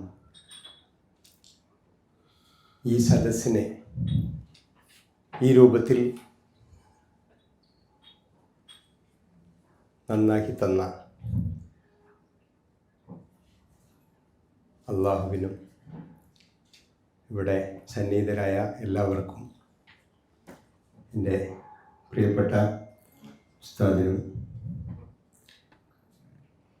മറ്റ് വേദിയിലിരിക്കുന്ന ബഹുമാന്യർക്കും നന്ദി പ്രഭാഷിച്ചുകൊണ്ട് ഞാൻ തൽക്കാലം നിർത്തുകയാണ്. സമയം അസ്സലാമലൈക്കും. ഞാൻ പ്രസംഗത്തിലല്ല, പ്രത്യേകിച്ച് നമ്മൾ ഈ വഴി എന്താണെന്ന് അറിയാത്തവരുണ്ടാവും. അങ്ങനെയുള്ളവർക്ക് പ്രത്യേകമായി സംസാരിക്കാനുള്ള നമ്മുടെ ഇവിടേക്ക് വാങ്ങൽ നമ്മുടെ PC ജലീലുണ്ട്, അതുപോലുള്ള ആളുകളൊക്കെ ഉണ്ട്. അവരുമായിട്ടൊക്കെ നിങ്ങൾ സംസാരിച്ചിട്ട് സംശയങ്ങളൊക്കെ തീർക്കാം. അത് പ്രത്യേകം ഓർമ്മിക്കുക. ചില വിദ്യാർത്ഥികൾ ആരോ സംസാരിച്ചപ്പോൾ പറഞ്ഞ് നമ്മളിൽ പെടാത്ത ആളുകൾ ഇതിൽ വന്നിട്ടുണ്ടെന്ന് പറഞ്ഞപ്പോൾ അവർക്കിതെന്താണെന്ന് മനസ്സിലായിട്ടുണ്ടാവില്ല. അങ്ങനെ മനസ്സിലാക്കി കൊടുക്കുന്ന ഒരു പ്രസംഗമല്ലത്. കാരണം ഇത് നമ്മൾ പഠിച്ച് മനപ്പാടാക്കി വരുന്ന പ്രസംഗമല്ലാത്തതുകൊണ്ട്. അപ്പോൾ അതുകൊണ്ട് നിങ്ങൾക്ക് സമയങ്ങൾ കിട്ടുകയാണെങ്കിൽ ആർക്കും തന്നെ നമ്മുടെ മജ്ലിസിലേക്ക് അങ്ങോട്ടേക്ക് വരാം. എല്ലാ വെള്ളിയാഴ്ചയും എല്ലാ ഞായറാഴ്ചയും എല്ലാ മാസാന്ത മജ്ലിസും ഉണ്ടാവും. അപ്പോൾ അതിലൊക്കെ പങ്കെടുത്ത് നിങ്ങൾ സംശയങ്ങളൊക്കെ തീർക്കാൻ നിങ്ങൾക്ക് സാധിക്കും. ഇൻഷാ അല്ലാഹ് അല്ലാഹു തൗഫീഖ് ചെയ്യുമാറാകട്ടെ. കാരണം നമ്മൾ പറയുന്ന ഭാഷകൾ സംസാരിക്കുമ്പോൾ നമ്മളല്ലാത്ത കുറേ കാര്യങ്ങൾ സംസാരിച്ച് പോകില്ലേ. അപ്പോൾ നമ്മൾക്കത് മനസ്സിലാവില്ല. അതുകൊണ്ടാണ് പറയാൻ കാരണം. ആർക്കും വരാം, ജാതി മതങ്ങളൊന്നും ഇല്ലാതെ വരാം. ആ വിഷയങ്ങൾ പറഞ്ഞു.